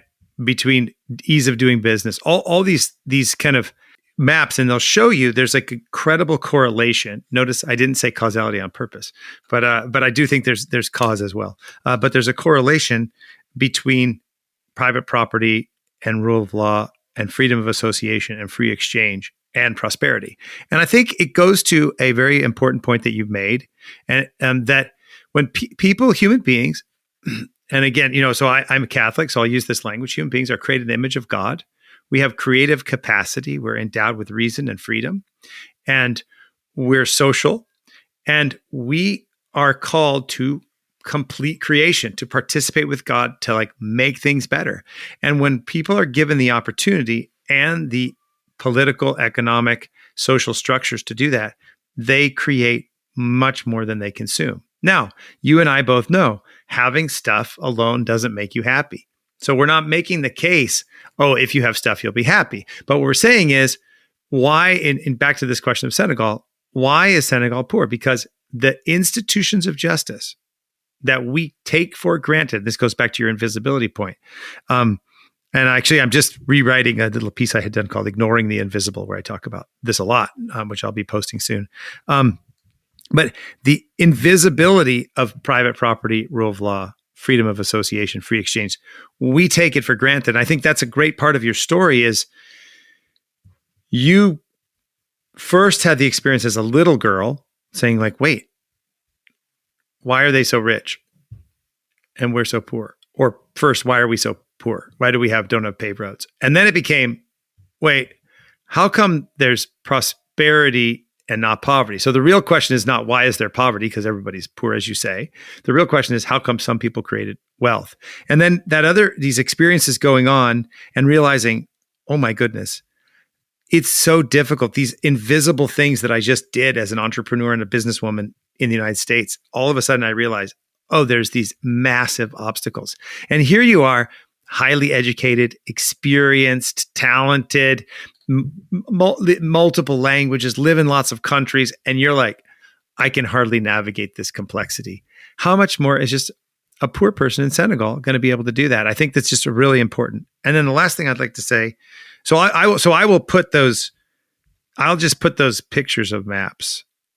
And I'm actually putting this in the book that I'm finishing called Excluded, right? How global humanitarianism excludes the poor from prosperity and freedom and justice. But the other thing I think that's really important that you said, and I'd like to go into that, and I think there's a couple things, is that this feature and bug element, which has to do with invisibility, I think there's multiple things going on, and I'd like you to comment on them. So one, and this is something I talk a lot about, so listeners may have heard me talk about this, but I think you said correctly, we made an error at the fall of the Soviet Union. We thought that Marxism and socialism was an economic program, instead of realizing that Marxism and socialism are in fact a large vision of the human person and society. So John Paul II said, the primary fault of socialism was anthropological in nature. The primary error, it was an error about the human person. They got the human person wrong. It was a mechanistic vision of the person. Now, his successor, Benedict XVI, Joseph Ratzinger, as Joseph Ratzinger said in the early 90s, Marxism is just the radical execution of the spirit that still dominates our age. All right. And what happened is, I think a lot of free marketers were like, oh, capitalism won the day. But actually, the vision of the human person, a technical, mechanistic vision, a spirit of envy and other things you've talked about, and the spirit of Marxism still continues. And so much so that people like Alexander Solzhenitsyn spoke about this in the 70s, 80s, and 90s.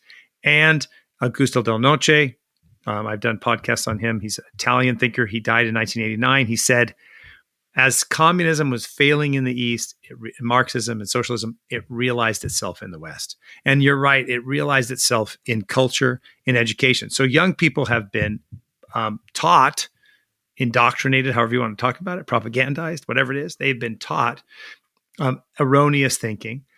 So I'd like you to comment on that. I also think you have other sociological issues like the breakdown of the family and other things. But I also think there's a crisis of meaning. People don't have a sense of meaning, and that's connected to the breakdown of the family. It's a loss of faith. It's a loss of human relationships. Marriages are in decline. I mean, you see like this element, and I think that gives an attachment to ideology. So the combination of them being educated in a certain way, as you said, culture and education, and this loss of, and then breakdown of the family and et cetera, and then this loss of meaning. Ideology is an attachment to meaning. Anyway, there's a lot there, but I just wanted to comment on some of the things you said, and then and maybe you could comment on that. Then I do want to talk a little bit about the United States as well. Mm-hmm. Mm-hmm. No, I mean, to me, it makes sense what John Paul II would say, because I remember when I started looking into all of this, one of my first reaction was, wow, free market capitalism is actually a system that seems to be, it just maps itself onto who we are. It's the one that respects the most, I think, the human nature, right? And it's designed in such a way that it actually, ideally, calls out the best in us. And people will say, well, some business people are always doing bad. First of all, we have to understand, as with any, communities, whether it's a community of popes or a community of rabbis or a community of business people, or community of whatever it is, I mean, it's well distributed.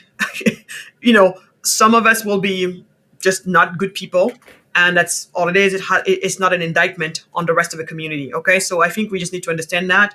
And sadly, because Hollywood, again, culture, Hollywood media, they like to always portray the entrepreneur, the business person as a bad person, as if everybody in business is bad. But the truth is, most business people are just good people running good, decent businesses, providing value to the rest of us. That's pretty much what it is. Do we have a few rotten apples? Of course.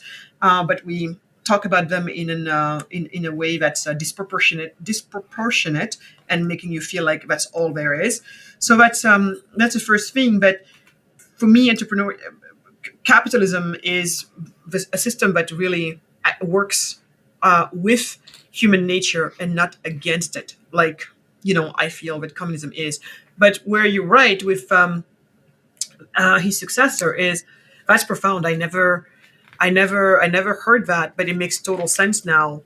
because it is true that envy, that is, it's a very powerful sentiment, but if it goes unchecked, what it would yield is pretty ugly. And I think we don't speak about it much enough. And I think many people also don't are not given a chance to engage with the antidote to envy.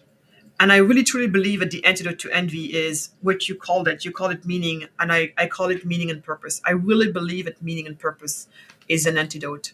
Well, can I say so? So just to be super like clear, Ratzinger didn't actually say envy there in that thing, but I think you're right, and but I want to make another point that's interesting. So in the Catholic tradition, right, envy is one of the deadly sins, and it's part of it is sadness at another person's good, but it's also a desire to pull down. And the antidote to envy, which is brotherly love, which is very interesting because brotherly love is cooperation, right? And one other just quick point because I want to go, I don't want to get too far off, and I want you to go back to your point. I think John Paul II in Centesimus Annus, in a paragraph number 42, he says, "So is capitalism what we should embrace?" And he says, "If by capitalism we mean X, Y, and Z, then no. But if we by capitalism we mean this, A, B, and C, then yes, and we should call that more of a business economy." And I could put that up. And I think that's another problem we're facing a little bit within capitalism is Del Noce, who I mentioned, he makes this point, like, we have moved from, in the West, what he calls Christian bourgeois, that is a commercial society kind of founded on Christian principles of justice, private property, rule of law, to this radical pure bourgeois where everything becomes an object of trade. Everything's a commodity, including persons, your womb. You can rent your womb. Everything's a commodity, right? It's like all things become tradable. And he says this is because the hippie became a yuppie, which is he said, and that he embraced this notion of happiness can be achieved simply by material acquisition, and that everything is tradable. But just because, and I would say, but like this is again following like John Paul, just because there is a market for something doesn't mean there should be. Just because there is a market for slaves doesn't mean there should be.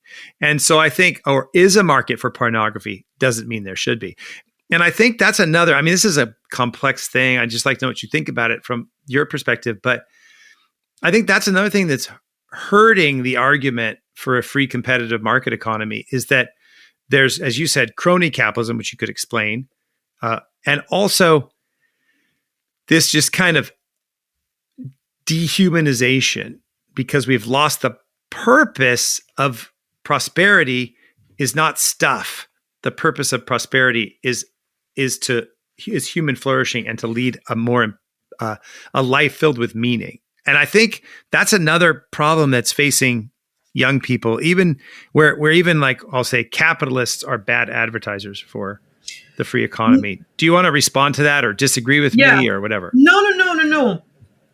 I don't think I disagree, but there are a couple of things that I wanted to say about the stuff and me and relationship to happiness or flourishing. While I agree that more stuff does not equate to flourishing, mm-hmm. I think I'm on board with you on that one. That being said, I think we have to remind people that there is a threshold beneath which no flourishing can happen. You see what I'm saying? Like, so, and I think the number, was it 40,000? Something like that. I'm going to dig up the number for you. But below a certain GDP, we do know that it's just not happening. It's just, you're struggling. You're struggling. And beyond that, everything is gravy. So I think for a lot of these prosperous nations, they're already beyond that point. Whether you make 80K or 120 or 300 or whatever, in terms of how much flourishing it brings to you, it's very minimal. So there's definitely a research out there on that, and I think most people could understand why. So yeah, but if you're excluded, like millions of sub-Saharan Africans, that's a different issue. And that's why I try to tell those people we still need economic growth, because we got to get to that threshold where anybody who is beneath that, we do know you're living a very miserable life just because the material is not there. I'm sorry, but when you're living in countries where, in Pakistan, I heard yesterday, some of the temperatures went up to 50 degrees Celsius. I don't even know how many Fahrenheit that is. Imagine you're a poor Pakistani who lives in a home. I mean, come on. It's just like living in a home in Canada and it's minus 10 or something like that. How long are you going to stay alive? How long? So that's all we mean. Like there is a level of material having that if you beneath that, no life for you. No life. It's just the most miserable life because there is just a minimum needed of material that you need to have. And that's why we have to have economic freedom because that's, like you said, millions, billions of people around the world don't have that yet. Mm-hmm. But on the other end of that spectrum, it is true. Once you have reached that threshold, like I said, everything above that is not going to be what changes things for you. And so there, it's funny that you said, and I can't even remember his name, but that's why I keep saying the successor to John Paul II. Yeah, Benedict XVI. Yeah. Yeah. For me, when you said what he said, I thought right away of envy. I don't know why, and I'm glad you said. No, yeah, that's right. But no. I was only correcting myself because I actually said envy too. I'm just saying in that quote, he doesn't say envy. No, of course, envy is a serious problem. So absolutely. Yeah. So to go back to the question that you were asking, about meaning and purpose, and is it free market capitalism? Is it because there's a market? Is it because something could be a market that we should make it a market? And tying that back to purpose and meaning, this is where I am always going to fall back on, because I feel the way you do. Lord knows I have issues with the concept of, wombs being rented. And I hear the libertarian arguments on this stuff. I can understand the intellectual argument, but like you said, it's not because something could be a market that it should be a market. Now, my thing about that has to do with two things. One is, the solution to that should definitely not be trying to block it from being a market, because as you and I know, humans will always do what humans do. If somebody wants to rent a womb somewhere, they will do it just in the black market under very unsafe circumstances. And it can be done even as trafficking and who knows what else. So it's a crazy business, right? People abducting women, forcing them to carry these kids, whatever. Now it's not because you're saying no market that the market is not going to exist. It exists in the open, or it doesn't exist in the open. And then when it doesn't exist in the open, the extra problem you have added to it is that it's on top of that adding more problems, because it's done in the very shady circumstances where you're just adding to the problem. So that's why my first pushback to people who are saying, let's just restrict the market, therefore it's not going to happen. I'm calling BS on that, because we see that. What I go back to is what you're talking about. The only way, at the end of the day, everything depends on us humans. And then you even talked about the slavery. It's not because you could sell people that you should sell people. Oftentimes what you have with that is like, where are societies in terms of, because it's easy for you and I today, Michael, to say selling people bad, morally deviant, right? If we were living back in those times, because, that's the other thing. People forget that Africans, it was a trade for them as well, right? I mean, the richest woman of Benin for the longest time was a woman selling slaves, Black Beninese women selling slaves. So many people have made their riches with this. Just like today, some people are still selling cigarettes or whatever that you deem not to be something morally right to sell. And I agree with you. It's not because it could be sold, that it should be sold. But that is not the market. The regulations and the laws should not decide on that, because they can't. Actually, they can't. Why? Because it's the human nature that decides on that. So when eventually, as humans were starting to evolve, and some of them were starting to say, this is nonsense, slavery is really a terrible thing, then that's when you started seeing things happening. And again, I'm not saying that it should not or could not have happened earlier, but for that, I go back to maybe some of the education that we provide to our youngsters. And me, Michael, I take everything back to education. And education to me doesn't mean like what are kids being taught in school, but it means what is a child how are you taking care of a child? What are the values that you are instilling in this child? That's more what I'm talking about. It can be done at an official school, but beyond that, within the home, what's happening. So I think that a couple things have happened. Not only, in the official places where supposedly kids were being educated, raised by the institution, which is the state in this case. What you have seen happening is that those have been captured by people with a very strong and definite ideology. And they have just been feeding and feeding and feeding those values into our kids. Meanwhile, I think a lot of parents, for various reasons, started just becoming like what I call, they started resigning their jobs of being parents, for multiple reasons. Many of them thinking, oh, my child is being educated in school, the school is educating them, I don't have to do anything. And the only place where I feel that, so on here, I want to just segue into something else that I always bring up. For flourishing to happen in my mind, I've always put those two together. It's important to have a good quality seed. And what I call the good quality seed is this human being that has the good quality of a seed is virtue and character. It's in virtue and character. So that's what the seed has, the seed being the human, virtue and character. And then that seed needs to be implanted into an environment that then can allow this person to thrive and to flourish the maximum. And so those two need to happen.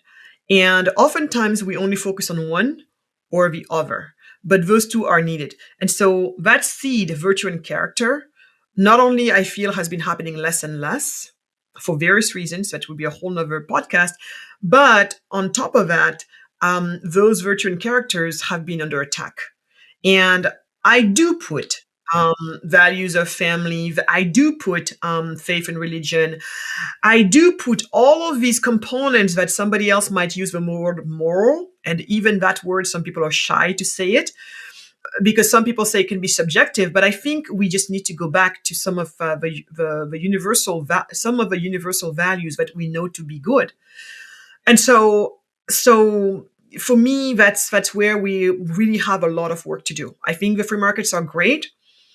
But if you don't want the free market to fall into a weird world, we're going to have to make sure that people have, it's almost like the level of virtue and character building we do in people has to also match, the level of freedom that you give them. And if there's a discrepancy there, you've got big problems. And so that's what I have to say on that. So a couple of things quickly, because this is a huge topic. But it's, so one, it's good. We get to disagree on something fun. So, I mean, okay. So first of all, I think I want to go back to the seed and soil because I think it's an important point. And I think you're right. I mean, like this is very much of this connection between freedom and liberty and then self-government and your own self, and then this connection of the seed of virtue and character, and then the right environment to take care of. And one of the things we've been talking, like kind of the main thing we've been talking about, is that the right environment, the right soil, doesn't exist for millions of people throughout sub-Saharan Africa.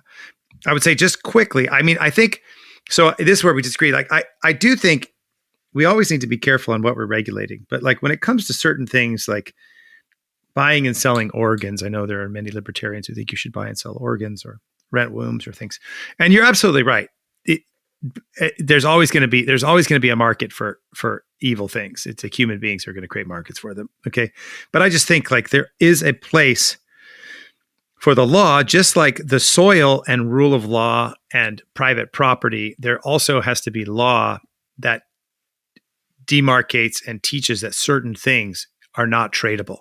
And so just as that we have to affirm that private property should be respected, that enforcement of contracts that be respected, that stealing is wrong, the law, I think, has a place in saying these types of markets are not legal. Now, will people still steal? Yes. Will they still lie? Will they still try to break contracts? Absolutely. But I think we want to have that sense. We can talk about that in more later, but I think we also have a problem, especially in the West, where we have understandably, but also erroneously identified legality with morality. Now, law and morality are directly created, right? In one sense, law is the legislation of morality. But in like the United States, for example, if we declare something to be legal, then it's okay. And so I think we've actually, and this goes back to your seed point and soil, I think we've lost some elements of the idea of virtue and character, and then the good social soil to understand without the law telling us why that's wrong. And so I think we're at a time where we do have to be very attentive to this question of the didactic or teaching power of the law. But you can disagree with me more, or we can move on. But I do.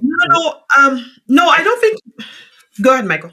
Well, no, it's fine. I don't want to, I mean, that's why I disagree with you, but I'll give you the last word, or we can move on to, because I think you make an important point about America and the American dream and the American founders' idea of liberty, right? Which is a liberty is only suitable for a virtuous people. If you're not a virtuous people, you're not ready to be a free marketer or to live in a limited state almost, right? I mean, this is kind of part of their argument. Yeah. But go ahead. No, so but before we go there, I want to go back to what you were talking about, because I want to be, I'm very thankful for you bringing up that, the comment that you brought. But I don't disagree with your comment. But this is where maybe I would make the distinction between, because we use words, right? All of us, we use words all the time. But for me, this is where what I was trying to allude to is more or less this concept of law versus legislation, right? So legislation is when we more or less kind of codify, the way I see it, codify law. Law is not, so for me, the whole thing with people should not be sold, I agree with you 100%. And at some point we get to the point where we say, and we should not be able to. For me, all I'm trying to say is when it's law, as in real law, not legislation. When it's law, I think it's more powerful than legislation. One relates to culture, and the other, more or less, relates to when culture becomes, like such a norm that this is what we do. This is, you just don't do that. Like in your family. Look, you grew up in your family. Many kids were yelling at their parents and all of that stuff. In my family, it doesn't matter what the legislation. And again, I'm using these words now in the context of law versus legislation. The person who opened my eyes to this was Don Boudreau, very, very big time, and because it made so much sense for me. And so that's why and maybe sometimes when I use these words, I need to be careful. Different that they're explaining between law and legislation, which makes total sense, is that in this case, when you have law as we think about it, it's more to do with the culture. Until you get there, I'm sorry, but we should not sell people. Yeah, fine. We should not sell people, but it's not happening. So let me go back to my family, for example. Grow up, I'm living in France. In France, kids have a lot of rights compared to, maybe where I came from. And there is rights as given to them by legislation, and there is law, and there's rights given to them by culture. So maybe law. And I am in this family. I know I could tap into all of that, but I would not do any of this stuff. Why? Because in a way, you just don't do that. We don't do this in this family. We don't speak after our parents. Once your parents have said something, you don't speak back. I can honestly tell you, despite all the issues I have with my parents will be very honest in telling you, she never, the whole time we've known her, had one word louder than the other talking to us. And I'm very forceful and everything. But you see, these are things we just don't do. We just don't do this. So I don't care that you say we sell people or we don't sell people. We just don't sell people. We're here. This is our law. So maybe it's being too technical, but all I'm saying is I totally agree with you. I totally agree with you. We should have a time at which we're saying, but I think it becomes stronger when it's something that the whole of this culture has maybe come to agree on, or maybe we're just nitpicking. But bottom line is, I agree with what you said. We should get to a point where some of this stuff is not.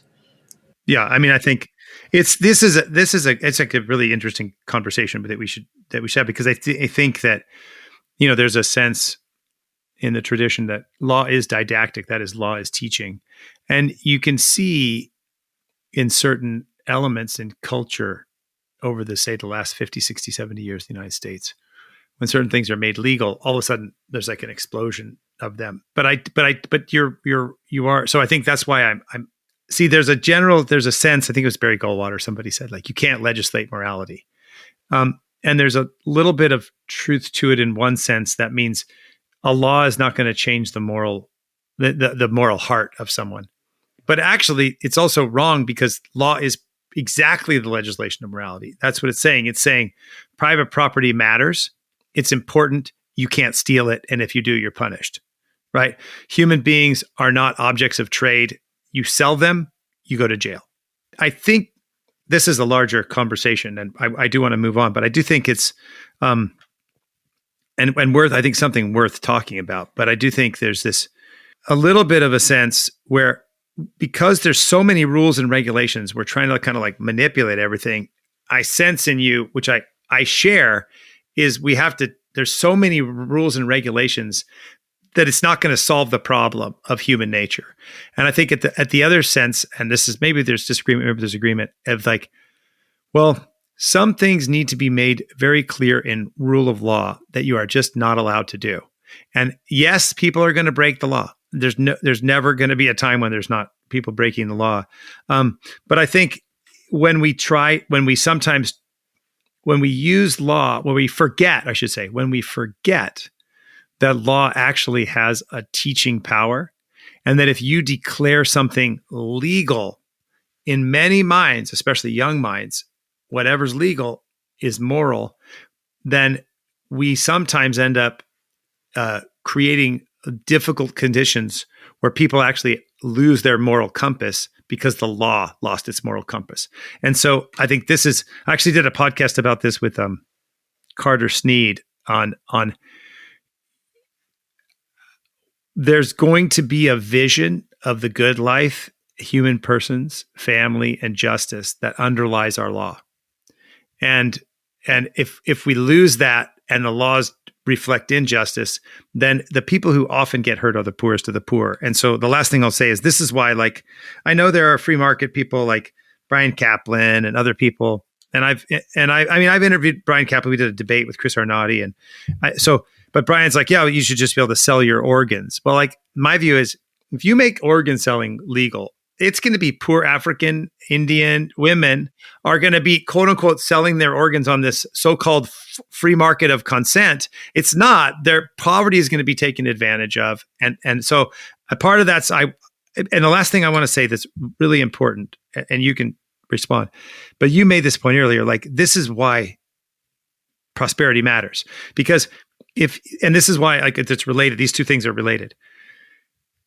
If you have a very poor woman who has to migrate to the cities and do domestic work, or even selling herself into prostitution to feed her children, and you have this global market of selling kidneys, this poor woman is going to be, quote unquote, driven to consent to sell her kidneys to the rich European or American who's led a dissipated life. But that's because she's excluded from creating prosperity in her own country. And that's why I don't have to sell my organs. And that's exactly why, and I'm glad we're circling back to this, but the reason why I tell prosperity is the answer to so many of our problems. Because as long as you're going to have this, and that goes back to the conversation we were having earlier with, we need to make it clear that some things are not right or whatever. For me, the biggest way to make it clear that some things are not right is probably to make sure that, like you said, that these poor people don't, do this. Even when we see, I go around and I see people putting sex trafficking all over the place. You have people fighting human trafficking all over the place. That's a good thing, to fight human trafficking. But when I have somebody who is fighting human trafficking and is fighting me on the need for free market capitalism, I said, then do you really care about these humans being trafficked? Because follow the dots always. It's always those the most vulnerable among us who find themselves into situations like that. This girl may have not sold herself, but if you heard the story of how she got into this, you would be shocked. So that's why when I was saying earlier, it's not because we're neo-colonized that we're poor. It's because we're poor but we're neo-colonized. It's exactly what I was trying to say. It's because we're poor that we're being sold. It's because we're poor. It's the poor. It's the poor who suffer all of this. So for now, I feel like when we're trying to put something into legislation, however morally right that is, it's not sufficient to someone like me. Because you can put the law all you want, but until and unless this person has different incentives than other people simply due to her poor situation, you can put all the morality in the law as you want. In the end, the only way this person can protect themselves against a lot of this stuff is that they too don't have to sell their organs. Because like you said, who is going to sell their organs? Who is going to sell their child? Who is going to even sell another human being? Because that's what human trafficking is. I mean, let's be honest, honestly. It's just going to keep on happening to the same people. Even this climate change and the issues of climate change. Is climate change real, not real? It's not even the argument I want to go into. My point is, climate is changing. It's true. The climate is changing. And when somebody is in Pakistan and has to be in a climate where it's 50 degrees Celsius in Fahrenheit, I should look, that type of heat, or you're in Canada and you're so poor that you can't, turn the heat on during the winter. I mean, we know cold kills and heat kills. It's who is going to die from this crap. So my point is just this, Michael. A lot of these laws we feel and we think we have to put on paper, which oftentimes doesn't do more than just standing our moral stand, which is important, don't take me wrong. But beyond that, it's not stopping the black market. It's not stopping any of this stuff from happening. I want to put the real power into people's hands. And part of the real power into people's hands is to get them to some level of prosperity where they don't have to be the ones, like you said, supposedly consensually, selling their organs or whatever. So, and I'm not saying it solves the whole problem, but it's a good half of a problem. And then the other half of a problem gets hopefully picked up by virtue and character, building in all of us as much as possible, so that whether the law could say, because it goes the other way around. When you say it's good that we put it in law that we stand for these moral things. We don't sell people. We don't sell organs. That's all fine. But what about societies, just like back in those days, the societies where nobody solved a problem in selling people? No one did. Today, it's easy for you and I to say because we have evolved our consciousness. Thank God, human consciousness is evolving. And today, there's a lot of things we look back, we're like, oh my God. But if we were living back in those days, I'm not sure we would have done maybe better than some of the people alive. And so it was nowhere in the law that you're not supposed to sell people, and people were still doing it. So my point is, there's just something that starts to happen when people reach a certain level of prosperity that it shields them away from a lot of the things that when we try to rely on the law to protect them from. All I'm saying is, and you know the reason why I say this, Michael, is because living in a country like the USA, for example, and people talking about, racism and blah, blah, blah, and thinking it's just going to be one more piece of law that's going to change things. And I'm saying, look, at the end of the day, if in a dark alley some night, I am facing off with a man, and I'm not even going to the color of a man or whatever, what's going to save my ass is probably not going to be what does the law says. It's going to be what is the virtue of, what type of virtue and character does this person have? Is it somebody that just believes, women who looks vulnerable in this dark alley, I know that I have a body weight, supremacy over her. Let me do whatever I want. And probably, the situation is such that I could do something to her and nobody would ever know or whatever. You know what I mean? So for me, it's just like in a moment like that, the law is not going to save my ass. And it's not gonna, you might have some people be like, oh, if I do something, I might go to jail or whatever. But the truth is, by the time some of us are about to do something, these type of things, the law is not what stops them. So my whole thing is, that's just what I'm saying. So I'm not saying that I disagree with you, but I'm just wary on trying to put so much protection to protect something, or better or worse, I don't know if better or worse, but just to say this is our moral stance. But by doing that, you're also having all the unintended consequences because it gets used in other ways. Meanwhile, not much happens. My whole thing is I prefer to spend more of my time getting a person from poverty to prosperity, having them be able to shield themselves up to 50% of the madness of a world just because of that, than trying to legislate virtue and character, which I think is better done through real work of building virtue and character. It doesn't mean we shouldn't have another way of signaling the moral stance that as a culture, as a society, we have come to thanks and through our,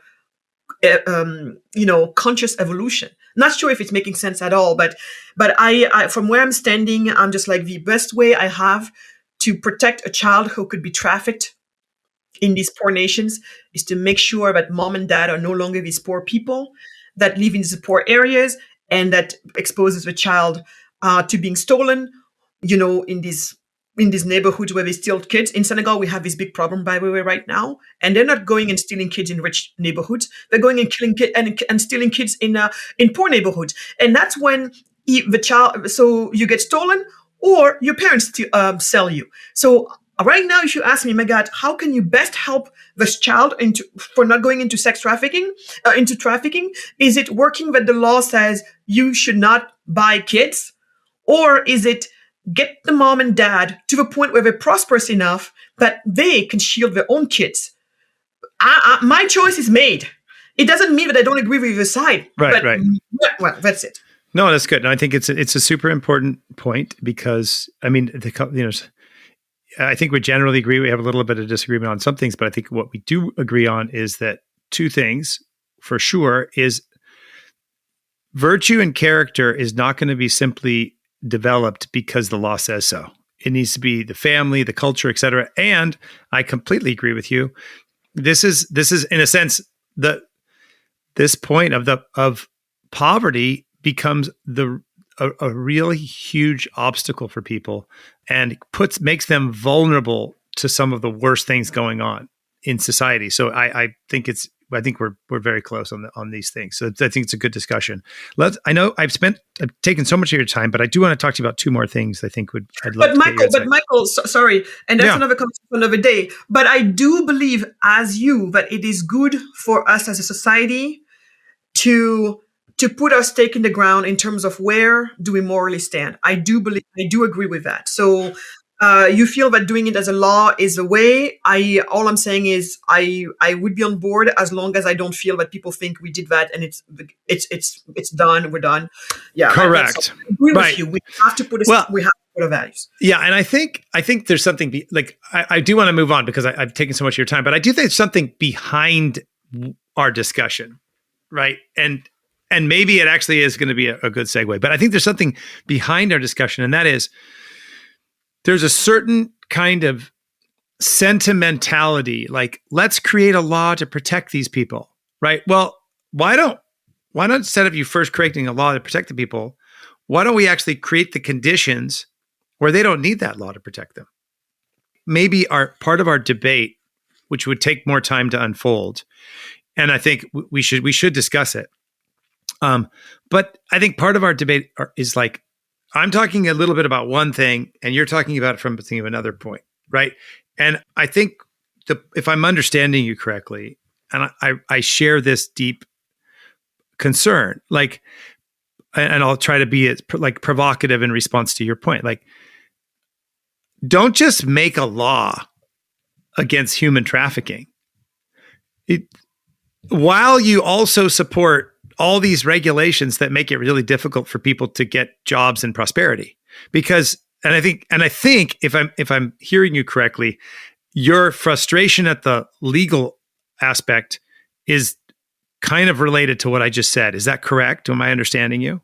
You're correct. You 100% hear me. Yeah. Okay. All right. Yeah. Yeah. So I think this is a really important aspect. I mean, and it's also part of the kind of frustration of, the certain sentimentality that goes on. And this, I think, when you talk about, you talked about like the 100 people who are like Africans and their allies, and then 100 people who don't think about it. I think in the allies side, there's a sentimentality. Poor people are treated like objects of pity, but they're also technocratically managed. And so it's almost like, I think there's an alliance. This is complex, but I think there's an alliance between the sentimentality, the technocratic, and like, let's make a law to protect people, while at the same time, you're actually supporting the very policies that exclude poor people. And so, okay, so, all right, so maybe there is a segue there. And so, okay, that's a whole other, I think we need to talk about that and develop it. But let me ask you about two things. I want to ask you about the American dream, but I think maybe it's more logical right now to say, one of the things we haven't talked about, but I think that's behind this discussion, is, the problem of a technocratic scientific management of poor people, that poor people are problems to be solved, and that there are bureaucrats and technocrats in Brussels and Washington, D.C. and Paris and London and Tokyo who know better, and they're going to create this kind of solution to the world's poor. And of course, Poverty Inc.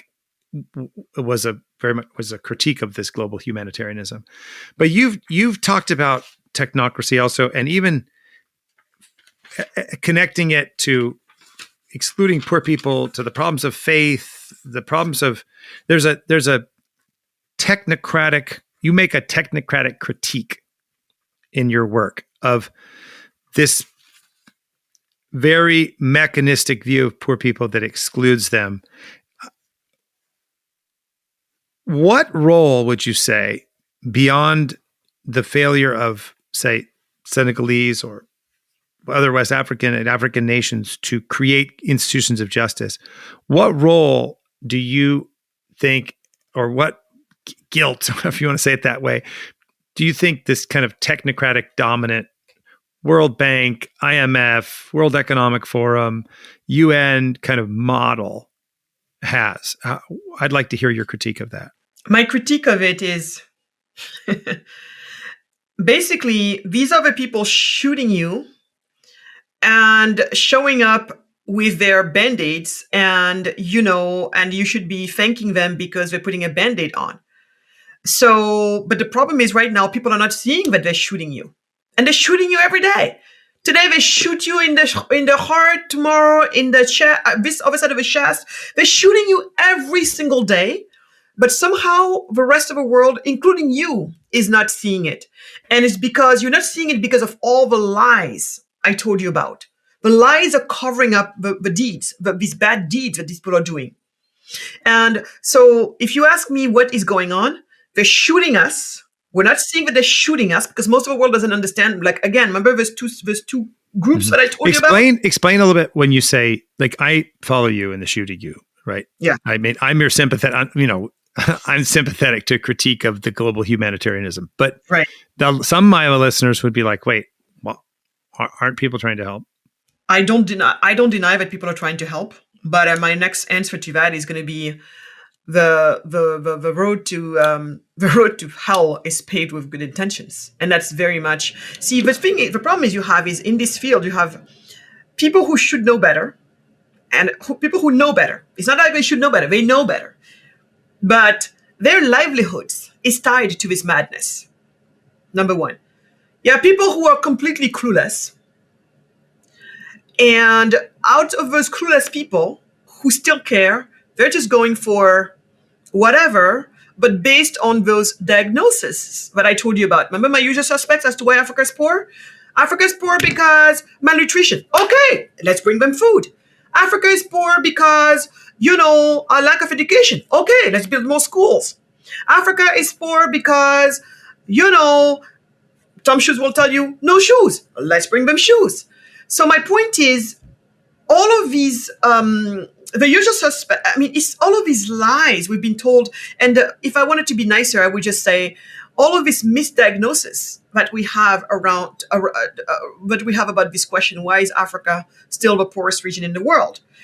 There are multiple, and if you want to know them all minus the nasty ones, minus the ones that are flat out racist and who knows what else.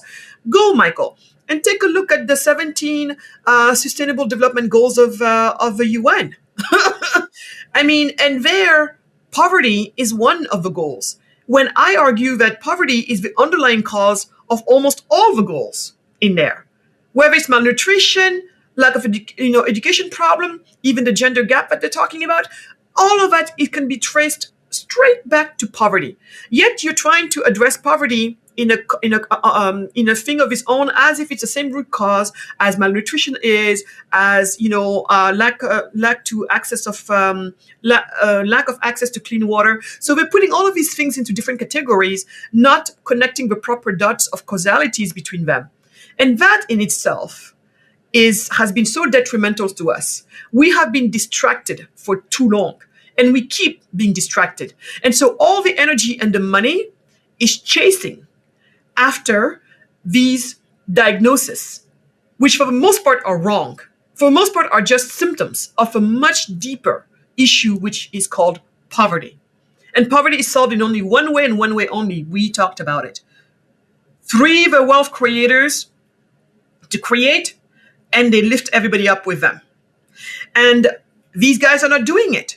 And like we said, some of them are not doing it because if they really went for it, then they have to retool their entire lives, their existence is no longer justified. Or if it is still justified, it now has an expiration date on it. Because the minute those people are freed, it's game over in terms of needing your welfare or your foreign aid and who knows what else. It's game over. So do you really believe that, again, going back to the human nature, maybe you and I, Michael, because we have different levels of or different types of virtues and character, we would not want to be doing something that, we know darn well not only doesn't work, but also is detrimental to another human being. We would not want to be involved in that for too long.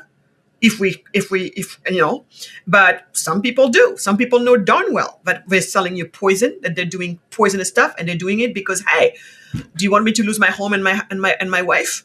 No. So you see where virtue and culture comes back in there. But so I argue that there is a percentage of this industry of those who supposedly care and are involved in supposedly getting Africans to a better level that know better, but absolutely are disincentivized to chase after that. And then the rest of the people are still full of good intentions, but they're frankly clueless. And having good intention does not qualify you to participate.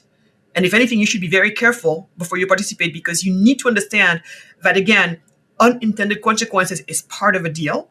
You want to make sure that no matter what you're going to do no harm. It's the first call to action. Do no harm. So until and unless you know that what you're about to do is not going to destroy somebody else's fervor, you should not get involved. That's why Tom's shoes and all of that, I will not have pity for you. I will not have compassion for you just because you cared.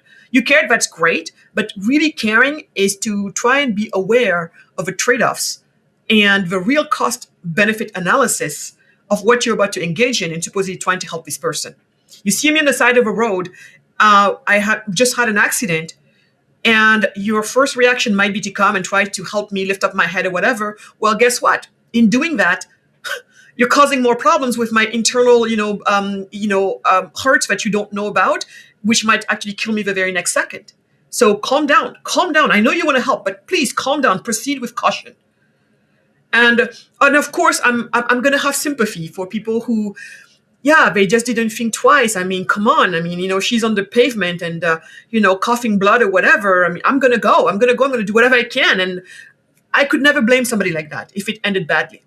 But it's one thing that you do it once and it's there. But to always do the same thing, and most importantly, in the process, you've heard people tell you, actually, don't do that. Just don't. Right. That's a big I can understand it was instinctual the first time around, but don't. But that has become the way for these people. So don't give me your free shoes. Why? Because when you dump free anything on us, you're putting out of business business people who were hiring people those jobs provided income to people that they used to provide for their families in ways that you could never engineer yourself, even if you had to think about what do I need. So this is the point. And so this is the reason why I wanted to write this book, because we've been told so many lies. But I want to challenge people, those who know better and are not doing it. I want to expose them. I want them to be exposed. And if they want to stay on record with continuing what they're going to do, it's going to be a very different play. And everybody else who until now they could claim that they didn't know, well, now you know. Guess what? And from there, hopefully, we have a very different plan. But because if you tell me that you care about the poor people, you cannot in the same sentence tell me and no free market capitalism for you. Just not. The best thing that the poor person needs is prosperity. That prosperity will get them to such a different level. And then beyond that, like we said, once you get to a certain threshold of income that you make, $1 more, $10,000 more, $100,000 more, $1,000,000 more will technically not change the quality of your life. Literally, in terms of what matters, that flourishing that you're talking about. But below that, every penny matters. So if you care about somebody, you got to get them to that threshold. And that's really where I have my eyes on. But this time around, I want to do it in the way that, but this time I say around, but what I mean by that is this whole issue with capitalism and all that, throughout the times. This time, I think we have to do it in a way where we also don't just bring to flourishing. We don't bring these people to that level in a way that doesn't take into account virtue and character. I think as we help people reach prosperity, we also have to work really hard so that the same way we're working on economic freedom, we also work on virtue and character building. I think those two are really going to be needed. And even me, that's why I call myself a conscious capitalist. And I try to model this for my employees back home every day. So my employees, they see me how I treat them. Tomorrow, if you ask them about their job, just the other day, we had to introduce a new team member. I mean, if I was a white person, you could see me blush because I was so embarrassed by all the things they were saying about me. But for me, I had succeeded in what I cared about the most, beyond providing them with good jobs, which give them good lives. Them saying that, because after a while, life is tough, You evolve into societies where it seems like nobody cares. You evolve into societies where you feel like everybody wants to take advantage of you if they can. And that your poverty really puts you in a very, very, very vulnerable situation. And so much that you only see the worst aspect of people because, everybody's coming with this. They're just going to take from you because they can and because you have to. And so for them to just be saying, look, here it's a team. We all work together. And they were talking about things that truly were related to virtue and character, and being so thankful that this is a place that proved to them that they don't have to give up on human nature. I was so proud of that. And at the same time, we have a school for the children of our workers. It's Montessori inspired. And there too, you were using the word earlier, collaboration. Kids, being very collaborative with one another. We had this one kid who had to have an operation recently, and all the parents put together money. Each of them put $2 together. And they just, it's what they could afford. Each of them, they talked among themselves. They want to help this little boy's family, and then they talked about what they could each provide, and then they put it in. And then the head teacher went to the family. She was the sent delegate. She went to this family and she brought her the little envelope saying, "This is not much, but we give it to you with big heart, wishing them the best." And they did the prayers for the operation to go well and everything. I am very proud and happy that at my own little level, these people are seeing that it's not just about getting to prosperity, but it's also about, we want to be good people. We want to be good people. And the day you become, I tell them every day, the day you find yourself in my shoes, where you can build wealth and help others build wealth and prosperity for others, like you're able to be a boss. My employees will tell you, when you work with Magatte, she looks like no boss here. She just, here bosses, they think they need to, they patronize you, they treat you like crap, they talk bad to you, and they say, she asks us about what we think, the decisions are made in a certain way. And she said, the way they say it is they say, we always see ourselves in her. That's how my people talk about me. They say, we always see ourselves in her. And what I respond to them is, that day when God puts you in the privileged position that I am, you need to remember this. You treat people well. You go out of your way. That's all I'm going to ask you to do. Nothing else. And I'm here and I'm modeling it. So I'm really very much, and I think all of us should try to do this. And I know you do that. Maybe there are many of us who do this, but I think it's what it's going to take going forward. We should not do things or be mean or be crazy just because we can. And that's what I was going back to. No, it's very good. I mean, I think the connection you make between the importance of virtue and the seed and the soil and the importance of markets and opportunity, I think are related, because it's the goal, as you're very, I mean, this is something I think is very clear in your work. I mean, your goal is not simply to get people money. Your goal is to get people to flourish. And that requires a certain level of prosperity and opportunity and independence. So as Daniel Jean-Louis said in Poverty Inc., no one wants to be a beggar for life. People want to be able to have opportunity, and I think it's great. So maybe just quickly, I'm going to have a couple of fire round with you. One, we haven't mentioned it, George Aite, super important, Africa Unchanged. You'd kind of take your book from him. I've been able to meet Professor Aite. He's passed away. May he rest in peace. Then he said that Africa's there's a hippo generation and a cheetah generation, right? And so I like how you talk. Just maybe quickly on Professor Aite's inspiration for you. Yeah. No, Professor Aite's inspiration for me has been, like I said, is another one who I call him one of my intellectual fathers. George Aite, when I first met him, was in 2007 in Arusha during the first TED Global. We the TED Africa Fellows were the first fellows for TED. They started it with us, and they had gathered 100 of us from Africa and the diaspora. Saying, hey, we believe that this cohort is going to do good stuff for Africa. And I was there, and I have to tell you, I was still with my aid is good, trade is better. And it's when I got converted to forget aid. That's when I got gone. I was like, what? Aid is just bad. And I was like, remember, this is, I really forget to mention this, because this was a critical moment in my life when I went from aid is good, trade is better to, I'm going to say bad words, but I won't say forget ed. We're just going to say it that way. Forget aid. Give me all trade, right? And understanding. And enterprise. And enterprise. That's the thing. It's enterprise. So that's really, it's part of that. I mean, George is definitely was a critical juncture in the journey. So there he was on stage, and there was people like Andrew Mwenda before that who were talking. In Poverty Inc., we talk about how Bono was heckling him for having the nerves to say which country has been helped by aid or whatever. But Aite got on stage, and there's so much passion about him. And he was talking about how, he's explaining this Hippo generation. But we all know, about our leaders, all the people who benefit basically from the current status quo. And today I would almost like to add to the Hippo generation all the people who evolve in the economic development field. For me, they're hippos as well. It's all of these people who benefit from the status quo, and the status quo is just like this lethargic, huge Goliath, but just, it's disgusting.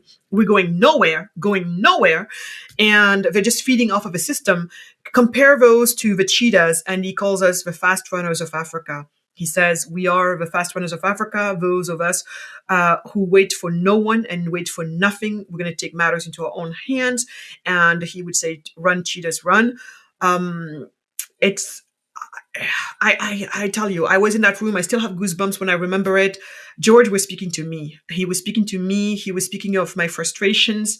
He was speaking of my dreams. He was speaking of what I wanted to do for my country, because by then I already had converted. I already had bowed down to God, and I already had said, I am converting the way I'm living my life. From now on, I want from this life of mine to be meaningful. I want to work for Africa. So that has already happened. And there goes this prophet who is just speaking. It's just like an added, voice. And so that's what it was. So the cheetahs, we are supposed to be, and George said, the future of Africa lies on your backs. And I take it very seriously. So the book here is the intent of the book is for a call out to the cheetahs and our allies. So the people who believe that Africa has a bright future, and that bright future is based on free enterprise. And I would like to add also, and I'm going to want us Africans to challenge the rest of the world as we race towards and as we leapfrog towards prosperity, I want us to challenge the world in the most beautiful, inspirational way, in the sense that we are not going to go just for prosperity, but we are going for flourishing. And so it means that I would like for us to show the world how it's done right. How prosperity building is done right, meaning that we're going to reach prosperity, but we're also not going to lose our souls in the process or anything like that. And it's that, and that we never should forget that we're made of two. We're made of two, the combination of the soil and of the seed. And that we should not, our pursuit of one should not let us allow us to forget about the other or minimize it. But if anything, if we have understood anything, it's that we have to very much keep that in the background, because we have seen around us places where they thought it was just about going for prosperity and how in the end they lost themselves. I really believe that what we call the wokeness crisis in the West right now is just that, a crisis of meaning and purpose, due to the fact that we haven't spent enough time on virtue and character. It has been the lost child of all of this. And so me, just like with everything, I tell Africans, look, just like, we're going to be building, we're going to have to be building our cities. We're going to be building hundreds and hundreds of new cities in Africa going for, in the next few years. Well, if we're going to be building cities, let us not replicate the mistakes that cities like New York have gone through, cities like Paris have gone through. Because we know better, because we're the ones who are going to do this the latest, right? We're the latest. So why are you going to go and replicate the same mistakes? So here I would like to tell us too, there is a trap here. Be very careful in this pursuit to prosperity. Let us remember, it's not about pursuit to prosperity, although I call myself a prosperity activist, but it's about flourishing, guys. And so let us see if we can inspire the world to do it truly in the only way that I think can serve man at the end of the day. And so that's what I'm going to challenge us all to go for. That's what the cheetahs are supposed to do. And we'll see. But I think we're uniquely positioned to do this simply because despite a lot of our problems, I think you are in societies where we're hanging by a thread. And the thread we're hanging by is simply the good in other human beings. When you're part of a poor community, everybody has to come together for you to still thrive. Otherwise, everybody dies much sooner than not. And so because of that, I think in the tragedy of our poverty, we have lost less our sense of character and virtue. But I think we need to remember that while we keep that on our pursuit to prosperity, we need to just really put those two together. And so I think once those two match, once those two are together, they move together, then I think we're going to become an unassailable species as the human species. And I think we're going to discover levels of flourishing that most of us think is almost impossible. A lot of these addictions that we deal with, a lot of these issues that we deal with at the most, core level of people, I think it's going to start to go away or become much less and less and less. So I'm hoping we do that. I'm hoping we show the world a new way of, I don't want to say the word better or whatever, but we just lost our way somewhere. The West just lost its way a little bit. So maybe can we talk just briefly about that? Because I want to talk about the American dream, and then so I was thinking about this as you were talking. The American dream, you in one sense live the American dream. You're an immigrant. You moved here. You started businesses. You married an American, Michael Strong. And you talk about the American dream. I'd like to talk about this, but before you do, I just want to say something that strikes me in what you've said, I think is so very important, that you don't lose yourself in prosperity. And I think the original American dream is not to lose yourself in prosperity. But I think that I'd like you to talk about that. But one thing that struck me, so I did for one of our Poverty Cure Summits, or Acton University, I interviewed a couple of people, and one of them was Father George Aite, who's a Nigerian priest, and also interviewed a Ugandan woman and a Ghanaian businessman. And there's something about there's something about the humanity and African values, and I'm using Africa broadly, right? I mean, Nigeria is very different than Senegal, but there's something about there's a certain element of human values and commitment to the family and to community. And so that I think is really important, that in many ways the West has lost with this radical individualism. We've kind of become technocratic. And so this is not a technocratic dream, right? But a really human African dream. I think that you're trying to get behind. So you have the American dream, you also have the African dream. And I think the point you're trying to make that I think is really important is it can't be done at the expense of what it means to live a rich human life in relationships of family and love, et cetera. And I think that's a really important part of your prosperity activism, is never separated from human relationships. So I think that's important. You can comment on that, but I'd also just like maybe to end with two things. One is the American dream. You talked about in the beginning. I wanted to bring it up. There's a lot of people who, what do you think? What is the American dream? And how should we think about poverty in the United States, even if it's just briefly? We're doing a new project on that.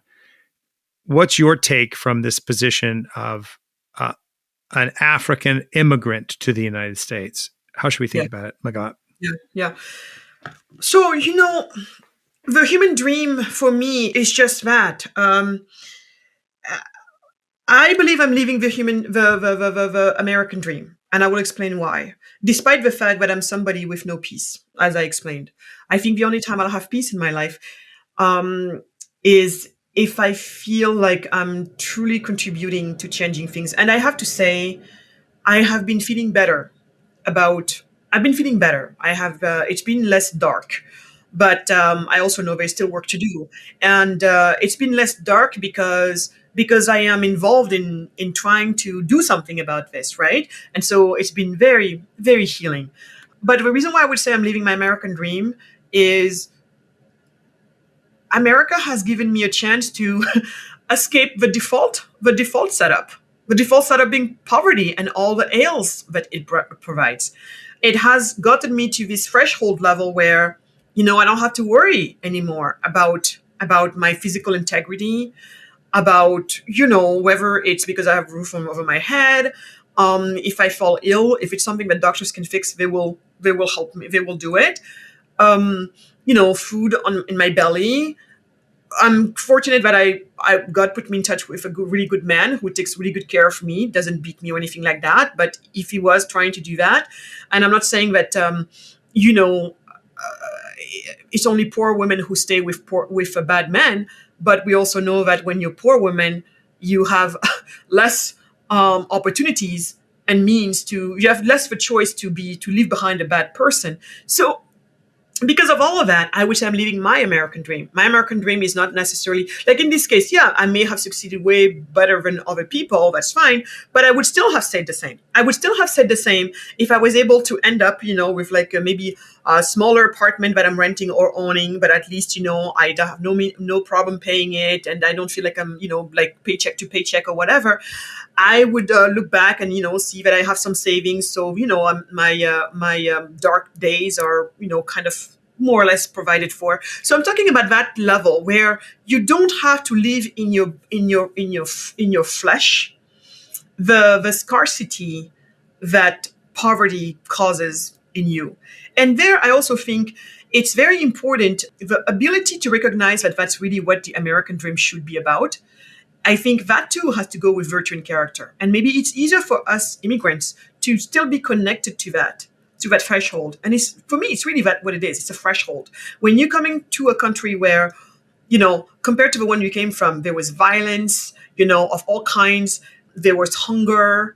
There was all of these things that we're fleeing. We're literally fleeing at the great cost of our human life. When my parents left me behind, they did not go to say, we're going to go be a billionaire in France. If my parents had left me behind because of that, I would have been so angry at them. You see? But they left simply because they wanted to make sure that I would have my basics covered and just a tiny bit more so that I never have to worry, and I can spend my time leading a rather productive life. So that's what for me the American dream is. It's not like these big mansions. It's not about these big cars. If you have them, good for you. But I don't think that changes much after you have a normal, decent car that can run well, where there's an AC that can run in it when it's super hot outside, or you have heat in it when it's super cold. You have those things, and everything else is just extra. It's extra, right? And you won't be able to take advantage of that, the extra just doesn't do it. So for me, that's that. And so I think the American dream was how our fathers intended for it to be, and everything was going well until, and yes, of course, there is the way, Black people were, enslaved here, and eventually, you had this civil rights movement, and all of that was, great developments for sure. So things were just happening, taking their time sometimes, but happening, thankfully. In this case, what I think started to happen is when we started messing with actually the design. You see, there's a friend of mine, she said to me, she asked me on one of her podcasts, she said, Magatte, some people are saying it's because of capitalism that people have become so individualistic. And I think behind her question, her statement, there was also a critique of this individualism, as in we don't care for others, as in, all of those things that make us human in a way, right? That makes the human fabric work, because, we're social beings. And I told her, my response to her was, and I'm standing on this, and I would love to know what you think of it, but my fury is, I think we talked about it, you and I, Michael, before. I think where prosperity started to separate, I think people were doing this. They were going to get somewhere, I felt, if they only continued with building prosperity, but finding mechanisms that would more or less force them, maybe is the wrong word, but the mechanism that would make them stay vigilant, remain careful, and keep on building those virtue and character. I think that got sabotaged by the very forces, and against the same people, saying, "Oh, we care about people. We care about the most modest among us. So we're going to try to find a way to help them." Let me take an example. If a woman is evolving within a community, she's going to her church, her mosque, her synagogue, whatever whichever type of or God she bows down to, or she veneers. And you live in this community. When she falls down on her luck for whatever reason, the community comes around to help her. But as you and I know, when you're part of a community, you start to keep yourself in check for a lot of things. Are you going to be a jerk? I don't think so. Are you, when you're down on your luck and we help you with some money, we pool together money and give it to you so you can buy diapers or whatever, we're right there. We see what you do with it. It was meant to be diaper for the child, or we all pooled so that you can pay for the school fees or pay for a backpack, whatever it is. I'm not against us helping you for that. Absolutely not. If we're a civilized society, how you recognize civilized society is how do we treat our weakest, or when some of our members find themselves in a weak position, how do we treat them? That tells me the level of civilization you're at. And of course, we hope that keeps on growing through times. So this woman, or if you're a man, it doesn't matter, you're going to be very careful. There are things that you have to just be careful about. You realize that if you spend more money than you earn, oops, some things are going to start to happen. So better try to. You realize that if you drink every weekend or do only, I don't know what you do, but oops, there's going to be some things. So basically, there's consequences, right? And you have to try and keep good neighbors. All of this stuff that I call part of virtue and character as well, different forms of it. Now, all of a sudden, the state is in a way isolating you from this community, because they're saying, oh, guess what, lady? Now you have welfare. The welfare is coming from the state or from the federal state or at the state level, at the federal level, at the state level. Don't worry, you don't have to be nice a day in your life to these people, because whether they exist or not, tomorrow something happens, we are sending a check to you. So, because what do you think is going to happen? Do you think this woman is going to become a better neighbor, a better community member? Or do you think she's going to start to just be like, I don't care? And then, by the way, the check comes, oh, I spend $1 on it on one diaper, and then after that, I'm going to go and party with it. And when I'm going to choose a man, who cares what type of man I choose, or who cares what type of promiscuity that I'm going to adopt to have? Hey, why do I care? I will be bailed out by the state who doesn't know me, doesn't know what's going on, because they're thousands and thousands of miles away. In this community, I have to be accountable. And and people don't mind helping me, but there's also there's an agreement. There is an agreement between us all. And all of a sudden, you're removing all my duties away and only giving me rights. And so this is how I also think the same people who claim to care about me, and the best attitude they have to, and the only attitude they have towards me is they care about me, so they give me foreign aid. They care about me, so they give me shoes. They care about me, so they bring me clean water. And we all should be clapping. But when you do that, you're actually corrupting my ability to build and to keep on building this thing called virtue and character. Because it's something that, by the way, you have to keep on building for the rest of your life. Sometimes it will be challenged in the worst way possible. I think we've all been there when we lost a loved one or whatever, and our faith is being challenged, or whatever it is. I know certainly I have been in those shoes where my faith has been challenged tremendously a couple times in my life. But I had to figure it out. But so my point is, we are being stripped from our ability to build and keep on building that virtue and character by the people and the policies that they come up with in the name of trying to help us. And some of them will tell you, well, we just think it's not right because if a woman has to, then the church says she has to live her life this way, but she should be free to live her life in any way she wants. Well, if that's the case, then she should then if everything falls apart, then you fall apart. But so it doesn't mean that I say no to welfare. It doesn't mean that I'm saying also that it is not true that some environments are truly like overpowering. I'm not saying that, but I'm saying that I'm not sure we as a species, as societies and cultures, when you look at the cost-benefit analysis of what all of these things have done to us, centralized welfare, all of that, public welfare has done to us, I think it just has not done a good job. And we can do the same thing about the schools.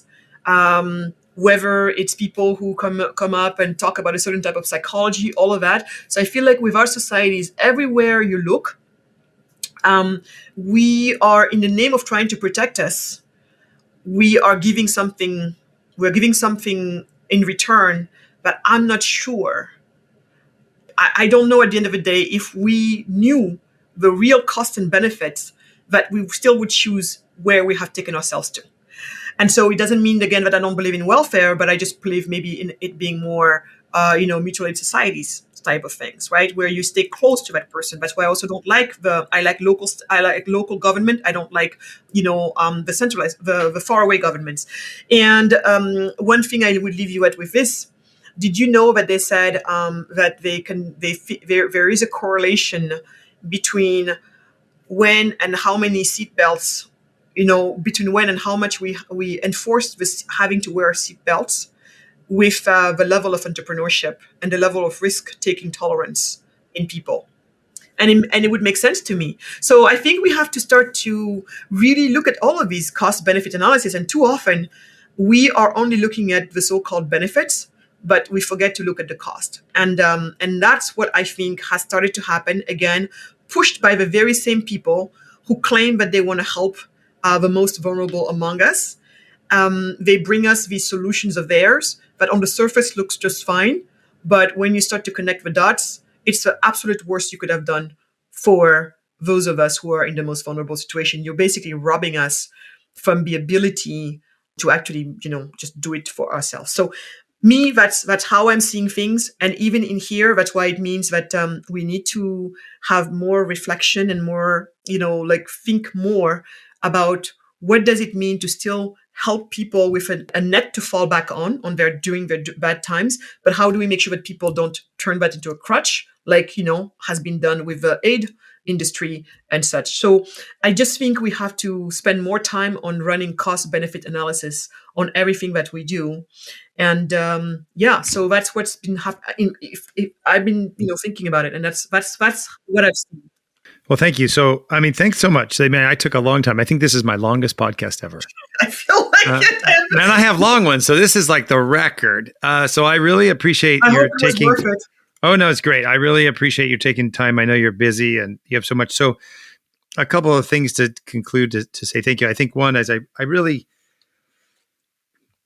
one thing that I think is striking is your concern for the human person as a subject. And like the language I use as the protagonist, right? The human person is the subject and the protagonist of their own story of development, and that you're like affirmation of human agency.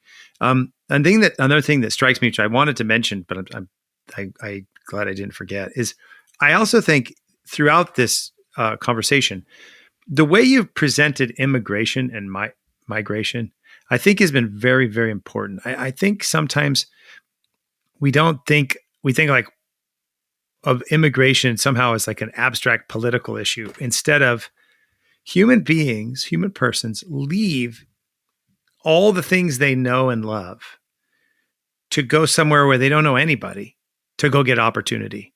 And sometimes, there's immigrants like you who are like, France is too small, I'm going to America, right?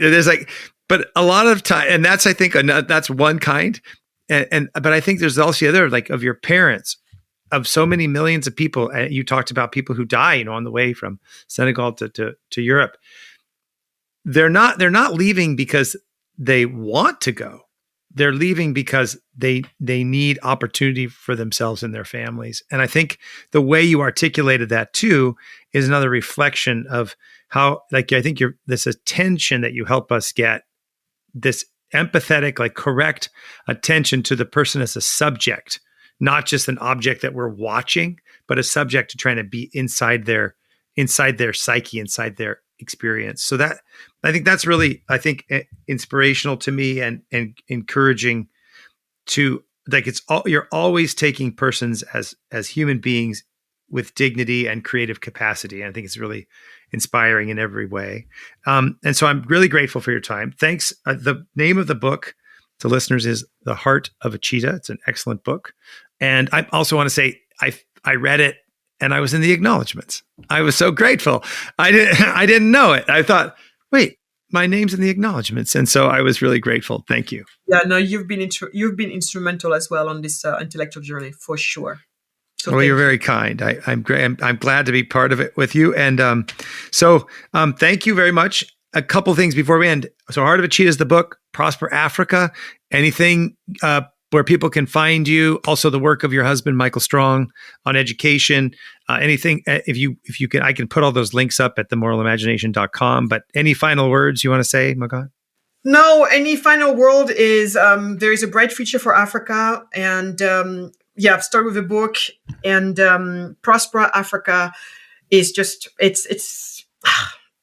I just know this is how we're going to get out of this. It's just so everybody needs to educate themselves on this, and follow us at Magatte W on all the social media, and also there's magattewade.com where you can find more information on all the things I'm involved in. And your Substack? You have a new Substack? And I have a Substack, Magatte Wade, and you'll find all of those on my website. Great. Okay. Wonderful. All right. Thank you very much, Magat. I appreciate it. Thanks for being on The Moral Imagination. You're welcome, Michael. Thank you so much. Thank you.